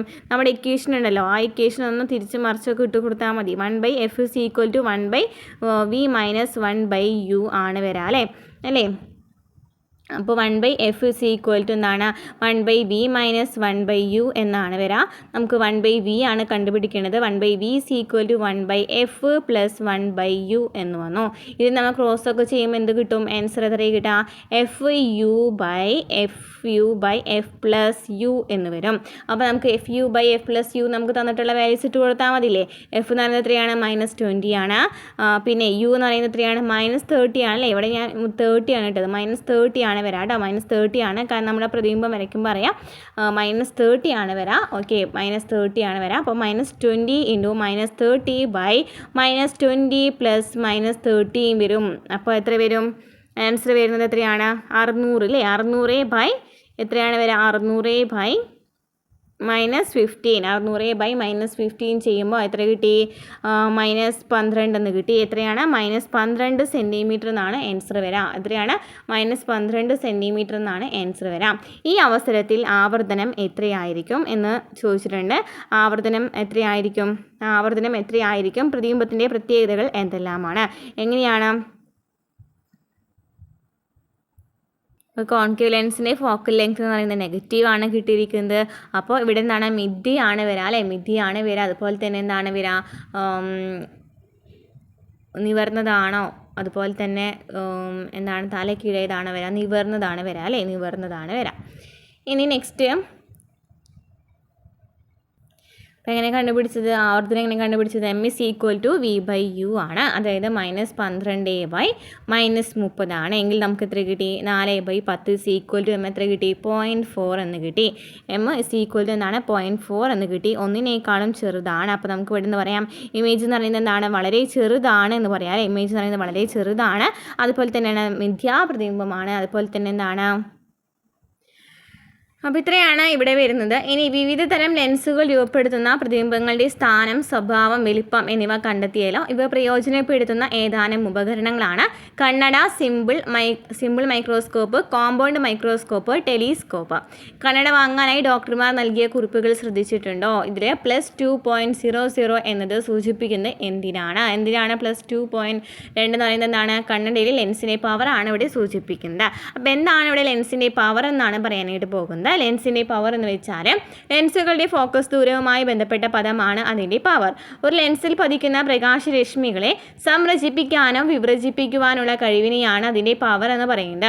ഒരു ലെൻസിൽ പതിക്കുന്ന പ്രകാശരശ്മികളെ സംരചിപ്പിക്കാനോ വിഭജിപ്പിക്കാനുള്ള കഴിവിനെയാണ് അതിൻ്റെ പവർ എന്ന് പറയുന്നത്. ഫോക്കസ് ദൂരത്തിൻ്റെ വ്യുൽക്രമത്തെ പവർ എന്ന് പറയുന്നു. ഫോക്കസ് ദൂരത്തിൻ്റെ വ്യുൽക്രമമാണ്, അതായത് പവർ കാണുന്നതായിട്ട് എങ്ങനെയാണ്? ഫോക്കസ് ദൂരത്തിൻ്റെ വ്യുൽക്രമമാണ് പവർ എന്ന് പറയുന്നത്. ഫോക്കസ് ദൂരം കുറഞ്ഞ ലെൻസിൻ്റെ പവർ കൂടുതലായിരിക്കും. ഫോക്കസ് ദൂരം കുറവാണെന്നുണ്ടെങ്കിൽ, ഫോക്കസ് ദൂരം കുറവാണ് കിട്ടുന്നതെങ്കിൽ പവർ എന്തായിരിക്കും? കൂടുതലായിരിക്കും. അതായത് പവർ P നമുക്ക് എന്ന് പറയാം 1/f എന്ന് പറയാം. ഫോക്കസ് ദൂരം കുറഞ്ഞ ലെൻസിൻ്റെ പവർ എന്ന് പറയുന്നത് എന്താണ്?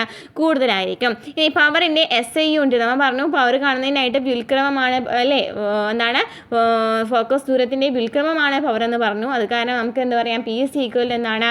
1/f എന്ന് പറയാം.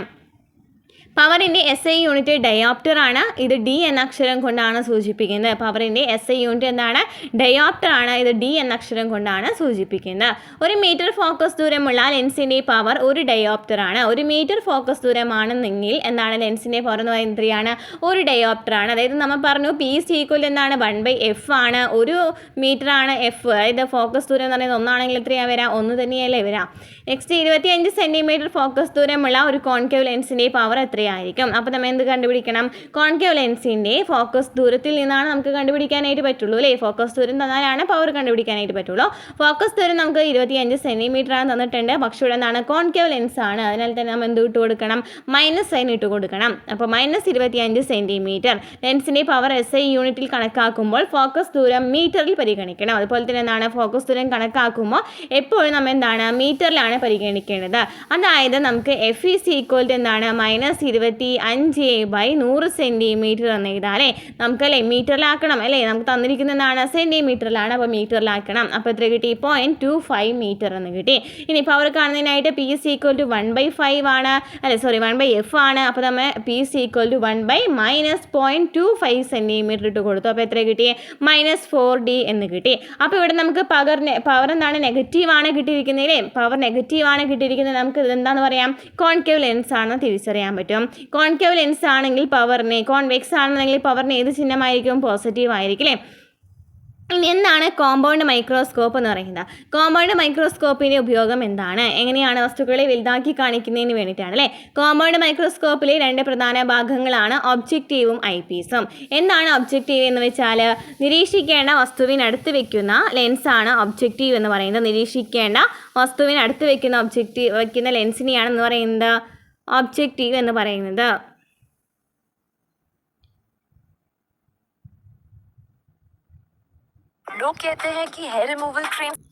അപ്പോൾ ഒബ്ജക്റ്റീവ് എന്ന് വെച്ചാൽ എന്താണ്? നിരീക്ഷിക്കേണ്ട വസ്തുവിനടുത്ത് വെക്കുന്ന ലെൻസാണ് ഒബ്ജക്റ്റീവ്.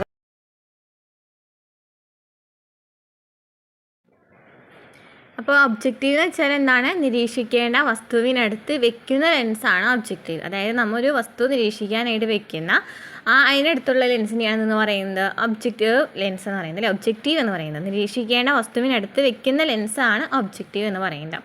ഇനി എന്താണ് ഐപീസ്? ഐപീസ് എന്ന് വെച്ചാൽ ഒബ്ജക്റ്റീവ് ലെൻസ് രൂപപ്പെടുത്തുന്ന പ്രതിബിംബത്തെ ഏത് ലെൻസിലൂടെയാണോ നിരീക്ഷിക്കുന്നത് ആ ലെൻസാണ് ഐപീസ്. ഒബ്ജക്റ്റീവ് ലെൻസ് രൂപപ്പെടുത്തുന്ന പ്രതിബിംബത്തെ നമ്മൾ ഏത് ലെൻസിലൂടെയാണോ നിരീക്ഷിക്കുന്നത് അതിനെയാണെന്ന് പറയുന്നത് ഐപീസ് എന്ന് പറയുന്നത്. ഓക്കെ, അപ്പോൾ ഒബ്ജക്റ്റീവ് എന്ന് വെച്ചാൽ നിരീക്ഷിക്കേണ്ട വസ്തുവിനടുത്ത് വെക്കുന്ന ലെൻസിനെയാണ് ഒബ്ജക്റ്റീവ് എന്ന് പറയുന്നത്. ഐപീസ് ആണെന്നുണ്ടെങ്കിൽ പ്രതിബിംബത്തെ ഏത് ലെൻസിലൂടെയാണ് നിരീക്ഷിക്കപ്പെടുന്നത് അതിനെയാണ് ഐപീസ് എന്ന് പറയുന്നത്. ഐപീസിൻ്റെ ഫോക്കസ് ദൂരം ഒബ്ജക്റ്റീവിനേക്കാളും കൂടുതലായിരിക്കും. ഐപീസിൻ്റെ ഫോക്കസ് ദൂരം എന്ന് പറയുന്നത് എന്താണ്? ഒബ്ജക്റ്റീവിനേക്കാളും കൂടുതലായിരിക്കും. ഇനി നോക്കി 2.25B നിരീക്ഷിച്ച് കോമ്പൗണ്ട് മൈക്രോസ്കോപ്പിൽ ഉപയോഗിച്ചിരിക്കുന്ന ലെൻസുകളുടെ പ്രത്യേകതകൾ തിരിച്ചറിഞ്ഞ് പൂർത്തിയാക്കാൻ പറഞ്ഞിട്ടുണ്ട് അല്ലേ പട്ടിക. അപ്പോൾ ഒബ്ജക്റ്റീവ് എന്ന് വെച്ചാൽ എന്താണ്? നിരീക്ഷിക്കേണ്ട വസ്തുവിനടുത്ത് വെക്കുന്ന ലെൻസാണ് ഒബ്ജക്റ്റീവ്. അതായത് നമ്മൊരു വസ്തു നിരീക്ഷിക്കാനായിട്ട് വെക്കുന്ന അതിനടുത്തുള്ള ലെൻസിനെയാണ് എന്ന് പറയുന്നത് ഒബ്ജക്റ്റീവ് ലെൻസ് എന്ന് പറയുന്നത്, അല്ലേ? ഒബ്ജക്റ്റീവ് എന്ന് പറയുന്നത് നിരീക്ഷിക്കേണ്ട വസ്തുവിനടുത്ത് വെക്കുന്ന ലെൻസാണ് ഒബ്ജക്റ്റീവ് എന്ന് പറയുന്നത്. ഇനി എന്താണ് ഐ പീസ്? ഐ പീസ് എന്ന് വെച്ചാൽ ഒബ്ജക്റ്റീവ് ലെൻസ് രൂപപ്പെടുത്തുന്ന പ്രതിബിംബത്തെ ഏത് ലെൻസിലൂടെയാണോ നിരീക്ഷിക്കുന്നത് ആ ലെൻസാണ് ഐ പീസ്. ഒബ്ജക്റ്റീവ് ലെൻസ് രൂപപ്പെടുത്തുന്ന പ്രതിബിംബത്തെ നമ്മൾ ഏത് ലെൻസിലൂടെയാണോ നിരീക്ഷിക്കുന്നത് അതിനെയാണെന്ന് പറയുന്നത് ഐ പീസ് എന്ന് പറയുന്നത്. ഓക്കെ, അപ്പോൾ ഒബ്ജക്റ്റീവ് എന്ന് വെച്ചാൽ നിരീക്ഷിക്കേണ്ട വസ്തുവിനടുത്ത് വെക്കുന്ന ലെൻസിനെയാണ് ഒബ്ജക്റ്റീവ് എന്ന് പറയുന്നത്. ഐ പീസ് ആണെന്നുണ്ടെങ്കിൽ പ്രതിബിംബത്തെ ഏത് ലെൻസിലൂടെയാണ് നിരീക്ഷിക്കപ്പെടുന്നത് അതിനെയാണ് ഐ പീസ് എന്ന് പറയുന്നത്. ഐ പീസിൻ്റെ ഫോക്കസ് ദൂരം ഒബ്ജക്റ്റീവിനേക്കാളും കൂടുതലായിരിക്കും. ഐ പീസിൻ്റെ ഫോക്കസ് ദൂരം എന്ന് പറയുന്നത് എന്താണ്? ഒബ്ജക്റ്റീവിനേക്കാളും കൂടുതലായിരിക്കും. ഇനി നോക്കി 2.25 നിരീക്ഷിച്ച് കോമ്പൗണ്ട് മൈക്രോസ്കോപ്പിൽ ഉപയോഗിച്ചിരിക്കുന്ന ലെൻസുകളുടെ പ്രത്യേകതകൾ തിരിച്ചറിഞ്ഞ് പൂർത്തിയാക്കാൻ പറഞ്ഞിട്ടുണ്ട്, അല്ലേ? പട്ടിക എന്താണ്? ഒബ്ജക്റ്റീവ് ലെൻസ് ആണെന്നുണ്ടെങ്കിൽ കോൺവെക്സ് ആണോ കോൺകേവ് ആണോ? ഒബ്ജക്റ്റീവ് ലെൻസ് ആണെന്നുണ്ടെങ്കിൽ ഏതാണ്? കോൺവെക്സ് ആണ്, അല്ലേ? കോൺവെക്സ് ആണ്. ഓക്കെ, കോൺവെക്സ് ആണ് കോൺവെക്സ് ആണ് വരുന്നത്. ഇനി ഒബ്ജക്റ്റീവ് ഐ പീസ് ലെൻസുകൾ താരതമ്യം ചെയ്താൽ ഫോക്കസ് ദൂരം കൂടുതലാണ് കുറവാണോ? കുറവായിരിക്കും.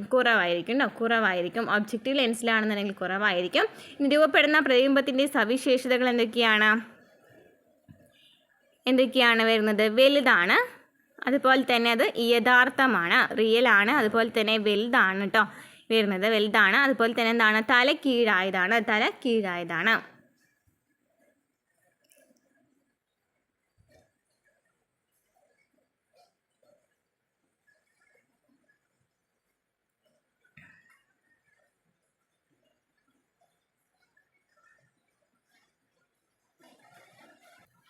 ഇനി ഐ പീസ് ആണെന്നുണ്ടെങ്കിൽ കോൺവെക്സ് ലെൻസ് തന്നെയാണ് വരാം. ഫോക്കസ് ദൂരം ആണെന്നുണ്ടെങ്കിൽ കൂടുതലായിരിക്കും. ഫോക്കസ് ദൂരം എന്ന് പറയുന്നത് എന്തായിരിക്കും? കൂടുതലായിരിക്കും. ഇനി രൂപപ്പെടുന്ന പ്രതിബിംബത്തിൻ്റെ സവിശേഷതകൾ നോക്കുകയാണെന്നുണ്ടെങ്കിൽ നോക്കിയേ, ഹൈ ആൻഡ് ലാർജർ ആണ്. നോക്കിയോ, ഇതാണ് ഏറ്റവും വലുത്, അല്ലേ? ഇതാണ് പ്രതിബിംബത്തിൻ്റെ രൂപപ്പെടുന്ന ലെൻസിനെയാണെന്ന് പറയുന്നത് ഐ പീസ് എന്ന് പറയുന്നത്. പ്രതിബിംബത്തിൻ്റെ രൂപപ്പെടുന്ന ഏത് ലെൻസിലൂടെയാണ് നമ്മൾ നിരീക്ഷിക്കുന്നത്? ഒബ്ജക്റ്റീവ് ലെൻസ് രൂപപ്പെടുന്ന പ്രതിബിംബത്തെ ഏത് ലെൻസിലൂടെയാണ് നമ്മൾ നിരീക്ഷിക്കുന്നത് അതിനെയാണ് എന്ന് പറയുന്നത് ഐ പീസ് എന്ന് പറയുന്നത്. അപ്പോൾ ഇതെന്താണ്? വലുതാണ്. അതുപോലെ തന്നെ എന്താണ്? തല കീഴായതാണ്. പിന്നെ മിഥ്യയാണ്. അതുപോലെ തന്നെ എന്താണ്? മിഥ്യയാണ്. ഇനി നിരീക്ഷിക്കേണ്ട വസ്തു ഒബ്ജക്റ്റീവിൻ്റെ ഏത് സ്ഥാനത്താണ് വെക്കേണ്ടത്? നിരീക്ഷിക്കേണ്ട വസ്തു കണ്ടോ? കോമ്പൗണ്ട് മൈക്രോസ്കോപ്പ് കണ്ടില്ലേ? ഐ പീസ് എന്ന് വെച്ചാൽ നമ്മൾ എന്താണെന്ന് പറഞ്ഞു? ഐ പീസ് എന്ന് വെച്ചാൽ നമ്മൾ നിരീക്ഷിക്കപ്പെടുന്നത്, അതായത് ഒബ്ജക്റ്റീവ് ലെൻസ്, ഇതാണ് ഒബ്ജക്റ്റീവ് ലെൻസ് കേട്ടോ. ഇവിടെയാണ് ഒബ്ജക്റ്റീവ് ലെൻസ് വയ്ക്കുക. ഈ ഒബ്ജക്റ്റീവ് ലെൻസ് രൂപപ്പെടുത്തുന്ന പ്രതിബിംബത്തെ നമ്മൾ ഏത് ലെൻസിലൂടെയാണ് നോക്കുന്നത്? നമ്മൾ ഇതിൽ കൂടെ അല്ലേ നമ്മൾ നോക്കുന്നത്, അതിനെയാണെന്ന് പറയുന്നത് ഐ പീസ് എന്ന് പറയുന്നത്. ഇനി ഏതിലാണ് വെച്ചിരിക്കുന്നത്? നിരീക്ഷിക്കേണ്ട വസ്തുവിനെ അടുത്ത് വെക്കുന്ന ഈ ലെൻസിനെയാണ്, അതായത് ഇവിടെയാണ് നമ്മൾ നിരീക്ഷിക്കേണ്ട വസ്തു വെക്കുക. അതായത് ഇപ്പോൾ നമ്മൾ ചെയ്തിട്ടുണ്ടാവും, മൈക്രോസ്കോപ്പിലൊക്കെ നോക്കിയിട്ടുണ്ടായിരിക്കും, അല്ലേ? അപ്പോൾ മൈക്രോസ്കോപ്പിൽ നോക്കുമ്പോൾ കാണാനായിട്ട് സാധിക്കും നമ്മളോട് ഒരു പ്ലെയിൻ ഗ്ലാസ് ഉണ്ടാവും, അല്ലേ? ഈ ഒരു ചെറിയൊരു ഗ്ലാസ്സിലാണ് നമ്മൾ എന്താണ് നിരീക്ഷിക്കേണ്ടത് അത് വെക്കുക, അല്ലേ? അപ്പോൾ അത് ഇവിടെ വെക്കും, അല്ലേ? ആ ലെൻസിനെയാണെന്ന് പറയുന്നത് ഒബ്ജക്റ്റീവ് ലെൻസ് എന്ന് പറയുന്നത്. അതിനടുത്തുള്ള ഒരു ലെൻസിനെയാണെന്ന് പറയുന്നത് ഒബ്ജക്റ്റീവ് ലെൻസ് എന്ന് പറയുന്നത്. നമ്മൾ ഇതിൽ കൂടെ അല്ലേ നോക്കുന്നത്? ഇതിൽ കൂടെ നോക്കിയാലാണ് നമുക്ക് കറക്റ്റായിട്ട് കാണാനായിട്ട് സാധിക്കുള്ളൂ, അല്ലേ? ഇനി നിരീക്ഷിക്കേണ്ട വസ്തു ഒബ്ജക്റ്റീവിൻ്റെ ഏത് സ്ഥാനത്താണ് വെക്കേണ്ടത്? നിരീക്ഷിക്കേണ്ട വസ്തു എപ്പോഴും വെക്കേണ്ടത് FOക്കും അതുപോലെ തന്നെ 2FOക്ക് അല്ലെങ്കിൽ F0 എന്ന് തോന്നുന്നു. നമുക്ക് പിക്ചറിൽ കാണാനായിട്ട് പറ്റും FOയും 2FO. നോക്കി, ഇതാണ് FO, അല്ലേ? ഇതാണ് 2FO എന്ന് പറയുന്നത്. അപ്പോൾ FOനും 2Fനും ഇടയിലാണ് എന്ത് വെക്കേണ്ടത്? നമ്മുടെ ഒബ്ജക്റ്റ് വെക്കേണ്ടത്, അല്ലേ? അതായത് നമ്മൾ നിരീക്ഷിക്കേണ്ട വസ്തു എന്ന് പറയുന്നതല്ല ഒബ്ജക്റ്റ്, ഇവിടെയാണ് വെക്കേണ്ടത്, അല്ലേ? FOക്കും 2Fനും ഇടയിലാണ് വെക്കേണ്ടത്. ഓക്കെ, ഇനി ഒബ്ജക്റ്റീവ് രൂപപ്പെടുത്തുന്ന പ്രതിബിംബത്തിൻ്റെ സ്ഥാനം എവിടെയാണ് വരുന്നത്? നോക്കിയേ.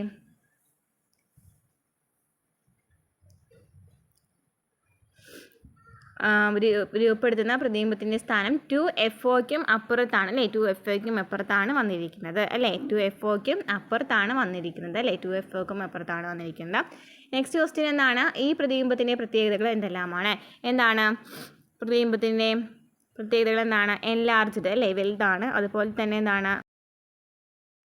പിന്നെന്താണ്? തല കീഴായതുമാണ് അല്ലേ, തല കീഴായതുമാണ്. ഈ ഐ പീസ് രൂപീകരിക്കുന്ന പ്രതിബിംബത്തിൻ്റെ പ്രത്യേകതകൾ എന്തെല്ലാമാണ്? ഐ പീസ് രൂപീകരിക്കുന്നതാണെന്നുണ്ടെങ്കിൽ എന്താണ്? നിവർന്നതാണ്. അതുപോലെ തന്നെ ഏറ്റവും വലുതാണ് അല്ലേ, മറ്റേതിനേക്കാളും വലുതല്ലേ, അപ്പോൾ വലുതാണ്, വളരെ വലുതാണ്. അതുപോലെ തന്നെ എന്താണ്? മിഥ്യയാണ്. വളരെ വലുതാണ്, അതുപോലെ തന്നെ എന്താണ്? മിഥ്യയാണ്. ഒബ്ജക്റ്റീവിനെ FOയും ടു FOയ്ക്കും ഇടയിലാണ് വസ്തു വെക്കേണ്ടത്. വസ്തുവിൻ്റെ വലുതും യഥാർത്ഥവും തലകീഴായതുമായ പ്രതിബിംബം ഒബ്ജക്റ്റീവിൻ്റെ ടു FOയ്ക്ക് അപ്പുറം രൂപീകരിക്കപ്പെടുന്നു. ഇതാണ് ഐ പീസിനെ സംബന്ധിച്ചിടത്തോളം വസ്തുവായി വർത്തിക്കുന്നത്. ഇതിൻ്റെ സ്ഥാനം ഐ പീസിൻ്റെ പ്രകാശിക കേന്ദ്രത്തിനും FEക്കും ഇടയിലാണ്. അതിൻ്റെ വലുതും മിഥ്യയുമായ പ്രതിബിംബമാണ് ഐ പീസിലൂടെ കാണാൻ കഴിയുന്നത്. ഇനി നമ്മൾ പറഞ്ഞ കാര്യങ്ങൾ തന്നെയാണ്. നെക്സ്റ്റ്, ഒബ്ജക്റ്റീവ് ലെൻസിൻ്റെ ഫോക്കസ് ദൂരം കൂട്ടുന്നത് കോമ്പൗണ്ട് മൈക്രോസ്കോപ്പിൽ ഗുണകരമല്ല എന്നായിരിക്കും കാരണം. എന്താണ്? ഒബ്ജക്റ്റീവ് ലെൻസിന് ഫോക്കസ് ദൂരം കൂടുതലാണെന്നുണ്ടെങ്കിൽ പ്രതിബിംബത്തിൻ്റെ വലിപ്പം കുറവായിരിക്കും, അതായത് ആവർത്തനം കുറവായിരിക്കും. അതായത് ഫോക്കസ് ദൂരം കൂടുതലാണെന്നുണ്ടെങ്കിൽ പ്രതിബിംബത്തിൻ്റെ വലിപ്പം കുറവായിരിക്കും, ആവർത്തനം കുറവായിരിക്കും. അതിനാൽ ഒബ്ജക്റ്റീവ് ലെൻസിന് ഫോക്കസ് ദൂരം കുറവായിരിക്കണം. സൂക്ഷ്മ വസ്തുക്കളെ നിരീക്ഷിക്കുമ്പോൾ അനുയോജ്യമായ ആവർത്തനം ലഭിക്കുന്നതിനുതകുന്ന തരത്തിലുള്ള ഒബ്ജക്റ്റീവ് ലെൻസുകൾ മൈക്രോസ്കോപ്പിൽ ക്രമീകരിച്ചിട്ടുണ്ട്. ഇനി അപവർത്തന ടെലിസ്കോപ്പ്. അകലെയുള്ള വസ്തുക്കളെ വ്യക്തമായി കാണാനുള്ള ഉപകരണമാണ് ദൂരദർശിനി ടെലിസ്കോപ്പ്. പ്രപഞ്ച പഠനത്തിൽ ടെലിസ്കോപ്പിൻ്റെ കണ്ടുപിടുത്തം വരുത്തിയ മാറ്റം ചെറുതല്ല. പ്രകാശത്തിൻ്റെ പ്രതിപതനം, അപവർത്തനം എന്നിവ പ്രയോജനപ്പെടുത്തുന്ന തരം ടെലിസ്കോപ്പുകളുണ്ട്. പ്രകാശത്തിൻ്റെ അപവർത്തനം പ്രയോജനപ്പെടുത്തുന്ന ടെലിസ്കോപ്പ് എങ്ങനെ പ്രവർത്തിക്കുന്നു എന്ന് നോക്കാം. ടെലിസ്കോപ്പിൻ്റെ പ്രധാന ഭാഗങ്ങളാണ് ഒബ്ജക്റ്റീവും ഐ പീസും. നമ്മൾ നേരത്തെ പറഞ്ഞത് തന്നെയാണ് പ്രധാനപ്പെട്ട ഭാഗങ്ങൾ ടെലിസ്കോപ്പിൻ്റെയും എന്ന് തന്നെയാണ് ഒബ്ജക്റ്റീവും ഐ പീസ് അല്ലേ. ഇവയുടെ പ്രത്യേകതകൾ തിരിച്ചറിയാൻ പറഞ്ഞിട്ടുണ്ട്. ഒബ്ജക്റ്റീവ് ലെൻസ് ആണെന്നുണ്ടെങ്കിൽ ഫോക്കസ് ദൂരം കൂടുതലായിരിക്കും, അപ്പേച്ചർ എന്ന് പറയുന്നതും കൂടുതലായിരിക്കും. അതുപോലെ രൂപപ്പെടുന്ന പ്രതിബിംബത്തിൻ്റെ സവിശേഷതകൾ നോക്കുകയാണെങ്കിൽ എന്താണ്? ചെറുതാണല്ലേ ഇവിടെ കിട്ടിയിരിക്കുന്നത്. ഒബ്ജക്റ്റീവിൽ നോക്കുകയാണെന്നുണ്ടെങ്കിൽ എന്താണ്? ചെറുതാണ് കിട്ടിയിരിക്കുന്നത്. അതുപോലെ തന്നെ എന്താണ്? ഇൻവേർട്ടഡ് ആണ്, തല കീഴായതാണ്. പിന്നെന്താണ്? യഥാർത്ഥമാണ്. ഇതിൽ നോക്കുകയാണെന്നുണ്ടെങ്കിൽ, അതായത് നമ്മുടെ ഐ പീസിലെ നോക്കുകയാണെന്നുണ്ടെങ്കിൽ ഫോക്കസ് ദൂരം എന്ന് പറയുന്നത് എന്താണ്? ഫോക്കസ് ദൂരം എന്ന് പറയുന്നത് എന്താണ്? ലെസ് ആയിരിക്കും അല്ലേ. ഫോക്കസ് ദൂരം എന്ന് പറയുന്നത് എന്താണ്? ലെസ് ആണ്. അതുപോലെ തന്നെ അപ്പേച്ചർ എന്ന് പറയുന്നത് ലെസ് ആണ്. അപ്പേച്ചർ എന്ന് വെച്ചാൽ പരപ്പളവല്ലേ പറയുന്നത്. അപ്പം ഇത് നമ്മൾ നോക്കി ഇവിടെ നിന്ന് നമ്മൾ നീട്ടി ഇങ്ങനെ വരയ്ക്കുകയാണല്ലേ. നമ്മൾ ജസ്റ്റ് ഒന്ന് സാങ്കല്പിക രേഖ വരച്ചിട്ട് അങ്ങനെയാണ് അവിടെ വരുന്നത് പ്രതിബിംബം രൂപപ്പെടുന്നതിനെ കുറിച്ച് പറയുന്നത് അല്ലേ. അപ്പോൾ ഇവിടെ ലെസ് ആണ്. അതുപോലെ തന്നെ അപ്പേച്ചർ എന്ന് പറയുന്നത് എന്താണ്? ലെസ് ആണ്. ഇനി ക്യാരക്ടറിസ്റ്റിക്സ് പറയുകയാണെങ്കിൽ എന്താണ്? മിഥ്യയാണ്. അതുപോലെ തന്നെ തല കീഴായത് തന്നെയാണ്. നെക്സ്റ്റ്, ടെലിസ്കോപ്പിൽ പ്രതിബിംബം രൂപീകരിക്കുന്നത് എങ്ങനെയാണെന്ന് നോക്കാം. വസ്തുവിൻ്റെ സ്ഥാനം ഒക്കെ ചോദിച്ചിട്ടുണ്ട്. വസ്തുവിൻ്റെ സ്ഥാനം എന്ന് പറയുന്നത് എന്തായിരിക്കും? വളരെ അകലെയാണ്. വസ്തുവിൻ്റെ സ്ഥാനം വളരെ അകലെയാണ്. ഒബ്ജക്റ്റീവിൻ്റെ ഫോക്കസ് ദൂരം എന്താണ്? ചെറുതും യഥാർത്ഥവുമാണ്. ഈ പ്രതിബിംബം ഏത് ലെൻസിൻ്റെ വസ്തുവായാണ് വർത്തിക്കുന്നത്? ഐ പീസിൻ്റെയാണ്. ഏത് ലെൻസിലൂടെയാണ് പ്രതിബിംബത്തെ നിരീക്ഷിക്കുന്നത്? നമ്മൾ ഐ പീസിലൂടെയാണ്. ഐ പീസിലൂടെ നാം കാണുന്ന പ്രതിബിംബം എന്ന് പറയുന്നത് എന്താണ്? മിഥ്യയാണ്. ടെലിസ്കോപ്പിൽ വളരെ അകലെയുള്ള വസ്തുവിൽ ചെറുതും യഥാർത്ഥവും തലകീഴായതുമായ പ്രതിബിംബം ഒബ്ജക്റ്റീവ് രൂപീകരിക്കുന്നു. ഒബ്ജക്റ്റീവ് ലെൻസ് രൂപീകരിച്ച പ്രതിബിംബത്തെയാണ് നാം ഐ പീസിലൂടെ നിരീക്ഷിക്കുന്നത്. ഈ പ്രതിബിംബത്തിൻ്റെ സ്ഥാനം ഐ പീസിൽ ഫോക്കസിനും പ്രകാശിക കേന്ദ്രത്തിനും ഇടയിലായതിനാൽ ഐ പീസ് രൂപീകരിക്കുന്ന മിഥ്യയായ പ്രതിബിംബം നമുക്ക് കാണാൻ കഴിയണം. ടെലിസ്കോപ്പ് നിർമ്മിക്കുമ്പോൾ ഒബ്ജക്റ്റീവ് ലെൻസിൻ്റെ ഫോക്കസ് ദൂരവും ഐ പീസ് ലെൻസിൻ്റെ ഫോക്കസ് ദൂരവും പരിഗണിച്ചുകൊണ്ടായിരിക്കണം ടെലിസ്കോപ്പിൻ്റെ കുഴലിൻ്റെ നീളം എടുക്കേണ്ടതെന്ന് വ്യക്തമായില്ല. ഈ ടെലിസ്കോപ്പൊക്കെ നിർമ്മിക്കാൻ പറഞ്ഞിട്ടുണ്ട്. അതൊക്കെ ഒന്ന് ജസ്റ്റ് വായിച്ച് നോക്കാം കേട്ടോ. ഇനി നമുക്ക് ക്വസ്റ്റ്യൻ ആൻസേഴ്സിലേക്ക് പോകാം. 10 ക്വസ്റ്റ്യൻസ് ഉണ്ട്. അപ്പോൾ നാം പറഞ്ഞതിൽ എന്തെങ്കിലും ഒരു മിസ്റ്റേക്ക് വന്നിട്ടുണ്ടെങ്കിൽ ഞാൻ എന്തായാലും അത് കമൻറ്റിൽ പിൻ ചെയ്ത് വെക്കാം കേട്ടോ. ഓക്കെ, ഇനി നെക്സ്റ്റ് എന്താണ്? വിലയിരുത്താമെന്ന് പറയുന്ന ഒരു ഭാഗമാണ്. ഫസ്റ്റ് ക്വസ്റ്റ്യൻ, ഒരു കോൺവെക്സ് ലെൻസിൻ്റെ ഫോക്കസ് ദൂരം 20 സെൻറ്റിമീറ്റർ ആണ്. അതിൻ്റെ പ്രകാശിക കേന്ദ്രത്തിൽ നിന്നും പ്രകാശിക അക്ഷത്തിൽ 60 സെൻറ്റിമീറ്റർ അകലെ 3 സെൻറ്റിമീറ്റർ ഉയരമുള്ള ഒരു വസ്തു സ്ഥിതി ചെയ്യുന്നു. പ്രതിബിംബത്തിൻ്റെ ഉയരം കണക്കാക്കുക. അപ്പോൾ ഇവിടെ എന്തൊക്കെ തന്നിട്ടുണ്ട്? നമുക്ക് ഫോക്കസ് ദൂരം തന്നിട്ടുണ്ട് അല്ലേ? ഫോക്കസ് ദൂരം എന്ന് പറയുന്നത് എത്രയാണ്? എഫ് ഇസ് ഈക്വൽ എത്രയാണ്? +20 സെൻറ്റിമീറ്റർ ആണ്. കാരണം കോൺവെക്സ് ലെൻസ് ആണ്, പ്ലസ് ആണ് വരാം. ഇനി യു സി ഈക്വൽ എത്രയാണ് വരാം? മൈനസ് ആണ് വരാം, -60 ആണ് വരുന്നത്. ഇനി എച്ച് ആണെന്നുണ്ടെങ്കിലോ? എച്ച് ഒ ആണെന്നുണ്ടെങ്കിൽ ഒബ്ജക്റ്റിൻ്റെ ആണ് ഹൈറ്റ് എന്നുണ്ടെങ്കിൽ 3 സെൻറ്റിമീറ്റർ ആണ്. ഇനി നമുക്ക് കണ്ടുപിടിക്കേണ്ടത് എന്താണ്? പ്രതിബിംബത്തിൻ്റെ ഉയരം കണക്കാക്കാനാണ്. അതായത് HI ആണ് കണ്ടുപിടിക്കേണ്ടത്.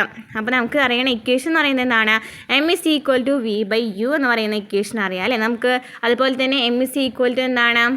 HI/HO എന്നുള്ള ഇക്വേഷൻ നമുക്ക് അറിയാം അല്ലേ. നമുക്ക് എന്താണ് കണ്ടുപിടിക്കേണ്ടത്? HI ആണ് കണ്ടുപിടിക്കേണ്ടത്. അപ്പോൾ ആദ്യം തന്നെ നമുക്ക് എന്ത് ചെയ്യണം? M കണ്ടുപിടിക്കണം അല്ലേ. M എങ്ങനെയാണ് കണ്ടുപിടിക്കാം? നമുക്ക് വേറൊരു ഇക്വേഷൻ ഉണ്ട് M കണ്ടുപിടിക്കാനായിട്ടില്ലേ. V/U എന്ന് പറയുന്ന ഇക്വേഷനാണ്. നമുക്ക് വിയും യു നമ്മുടെ കയ്യിലുണ്ട്. അപ്പോൾ V എന്ന് പറയുന്നത് എത്രയാണ് വരുന്നത്? മൈനസ് എത്രയാണ്? V എന്ന് പറയുന്നത് എത്രയാണ്? മൈനസ്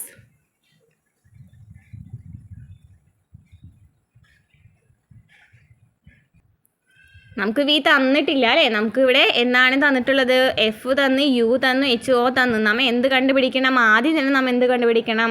വി കണ്ടുപിടിക്കണം. വി കണ്ടുപിടിച്ചതിന് ശേഷം നമുക്ക് ഇതിലിട്ടതിന് ശേഷം മാത്രമാണ് നമുക്കിത് അപ്ലൈ ചെയ്തതിന് ശേഷം മാത്രമാണ് നമുക്ക് എം കണ്ടുപിടിക്കാനായിട്ട് പറ്റുള്ളൂ. അപ്പോൾ നമുക്ക് എന്ത് ചെയ്യണം? ആദ്യം തന്നെ വി കണ്ടുപിടിക്കണം.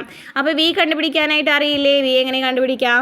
1/F is equal to 1/V minus 1/U എന്നുള്ള ഇക്വേഷൻ ഉണ്ട് അല്ലേ. അതിൽ നിന്ന് നമുക്ക് V is equal to നമുക്ക് UF/U plus F എന്ന് കണ്ടുപിടിക്കാനായിട്ട് പറ്റും. അപ്പോൾ UF എന്ന് പറയുന്നത് എത്രയാണ്? UF എന്ന് പറയുന്നത് എത്രയാണ്? UF എന്ന് പറയുന്നത് എത്രയാണ് വരാം? UF മൈനസ് 60 ഇൻറ്റു +20 -60 ഇൻറ്റു +20 ചെയ്യുമ്പോൾ നമുക്ക് കിട്ടുന്നത് +30 സെൻറ്റിമീറ്റർ ആണ്. അപ്പോൾ 30 നമ്മുടെ വി എന്ന് പറയുന്നത്. നമുക്ക് വി കിട്ടിയില്ലേ. അപ്പോൾ നമുക്ക് ഡയറക്റ്റ് ആയിട്ട് ഇട്ട് കൊടുക്കാം അല്ലേ. എത്രയാണ്? വി എന്ന് പറയുന്നത് എത്രയാണ്? 30 എന്നുള്ളത് കിട്ടിയിട്ടുണ്ട്. യു എന്ന് പറയുന്നത് -60 എന്നുള്ളത് കിട്ടിയിട്ടുണ്ട്. അങ്ങനെയാണെങ്കിൽ നമുക്ക് കണ്ടുപിടിക്കാൻ പറ്റില്ലേ? എത്രയാണ്? എച്ച് എന്ന് പറയുന്നത് എത്രയാണ് വരാം? അപ്പോൾ H/3 എന്ന് വന്നു അല്ലേ. ഇവിടെ നമുക്ക് ചെയ്യുമ്പോൾ എങ്ങനെ വരാം? M is equal to 30/60 എന്ന് കിട്ടി. അതായത് HI/3 ആണ്. അപ്പോൾ HI is equal to നമുക്ക് എത്ര കിട്ടും? -1.5 സെൻറ്റിമീറ്റർ എന്ന് കിട്ടും. ചെയ്ത് നോക്കൂ കേട്ടോ എങ്ങനെയാണ് വന്നതെന്നുള്ളത് ചെയ്ത് നോക്കാം. അപ്പോൾ ആദ്യം നമ്മൾ എന്ത് കണ്ടുപിടിക്കണം? വി കണ്ടുപിടിക്കാം. വി കണ്ടുപിടിച്ചതിന് ശേഷം എം കണ്ടുപിടിക്കണം. എം കണ്ടുപിടിക്കാനായിട്ട് V/U എന്നുള്ള equation V/U is equal to HI/HO എന്നുള്ള ഇക്വേഷനിൽ ഇട്ട് കൊടുക്കാം. നമുക്ക് V/U നമുക്ക് ജസ്റ്റ് V/U ചെയ്യുകയാണെന്നുണ്ടെങ്കിൽ നമുക്ക് ആൻസർ എത്ര കിട്ടും? -1/2 ആണ് കിട്ടുക അല്ലേ. -1/2 ആണ് കിട്ടുക. അപ്പോൾ അതുവഴി നമുക്ക് ചെയ്യാനായിട്ട് പറ്റും. 2 മോഡലുണ്ട് കേട്ടോ. 2 വഴിയിൽ നമുക്ക് ചെയ്യാനായിട്ട് പറ്റും. ഒന്നില്ലെങ്കിൽ M is equal to V/U എന്നുള്ളത് ചെയ്യാം. അപ്പോൾ നമുക്ക് വി നമ്മൾ കണ്ടുപിടിച്ചല്ലോ. എന്നിട്ട് നമുക്ക് -30 -60 ഈക്വൽ എത്ര കിട്ടി? -1/2 എന്ന് കിട്ടിയില്ലേ. -1/2 എന്ന് കിട്ടൂലേ. എന്നിട്ട് നമ്മൾ എന്ത് ചെയ്താൽ മതി? M is equal to ഇവിടെ നമുക്ക് ആദ്യം തന്നെ V is equal to നമുക്ക് എത്ര കിട്ടിയിട്ടുണ്ട്? 30 സെൻറ്റിമീറ്റർ എന്ന് കിട്ടിയിട്ടുണ്ട്. അതിനുശേഷം നമുക്ക് M is equal to V/U എന്നുള്ള ഇക്വേഷൻ അറിയാം. നമുക്ക് ആ ഇക്വേഷനിലിട്ട് കൊടുക്കുകയാണെങ്കിൽ 30/60 ഈക്വൽ ടു ഇത്ര കിട്ടുകയാണെങ്കിൽ -1/2 എന്നുള്ളതാണ് കിട്ടുക. ഇനി നമുക്ക് M കണ്ടുപിടിക്കാനായിട്ട് HI/HO ആണ് അല്ലേ. HI/HO ആണ്. അപ്പോൾ നമുക്കിവിടെ എന്ത് കിട്ടിയിട്ടുണ്ട്? M കിട്ടിയിട്ടുണ്ട്, HOയും കിട്ടിയിട്ടുണ്ട്. HI ആണ് കണ്ടുപിടിക്കേണ്ടത്. അപ്പോൾ M × HO ചെയ്യുമ്പോൾ അതായത് -1/2 × 3 ചെയ്യുമ്പോൾ 3ൽ നമുക്ക് കിട്ടിയിട്ടുണ്ടായിരുന്നത് -2 × 3 ചെയ്യുമ്പോൾ നമുക്ക് എത്ര കിട്ടി? -1.5 സെൻറ്റിമീറ്റർ എന്നുള്ളത് കിട്ടി. അപ്പോൾ അങ്ങനെയും ചെയ്യാം. അല്ലാന്നുണ്ടെങ്കിൽ ഞാൻ നേരത്തെ ചെയ്ത പോലെ തന്നെ ചെയ്യാം. അതായത് നമ്മൾ ഈക്വൽ ഇട്ട് കൊടുത്തിട്ട് ചെയ്യാം. അതായത് M is equal to V/U ആണ്. അപ്പോൾ V/U is equal to HI/HO എന്നുള്ളത് ഇട്ട് കൊടുത്തിട്ടായാലും ചെയ്യാം. V/U is equal to HI/HO എന്നുള്ളതിൽ നമ്മൾ കിട്ടിയ വാല്യൂസ് ഒക്കെ ഇട്ട് കൊടുത്തിട്ട് ചെയ്യാം. അല്ലാന്നുണ്ടെങ്കിൽ സെപ്പറേറ്റ് ആയിട്ട് V/U കണ്ടുപിടിക്കുക. എന്നിട്ട് V/U കണ്ടുപിടിച്ചത് നമുക്ക് എന്താ കിട്ടുക? V/U കണ്ടുപിടിച്ചത് എന്താ കിട്ടുക? M എന്നുള്ളത് കിട്ടിയില്ലേ. എന്നിട്ട് M is equal to HI/HO എന്ന് എഴുതിയിട്ട് ചെയ്താൽ മതി. നെക്സ്റ്റ് എന്താണ്? ഇവിടെ ലഭ്യമാകുന്ന പ്രതിബിംബത്തിൻ്റെ സവിശേഷതകൾ എന്തെല്ലാമായിരിക്കും? വസ്തുവിനേക്കാളും ചെറുതായിരിക്കും, തല കീഴായതായിരിക്കും, യഥാർത്ഥമായിരിക്കും. അതുപോലെ തന്നെ പ്രതിബിംബത്തിൻ്റെ സ്ഥാനം എന്ന് പറയുന്നത് എവിടെയായിരിക്കും? F നും 2F നും ഇടയിലായിരിക്കും.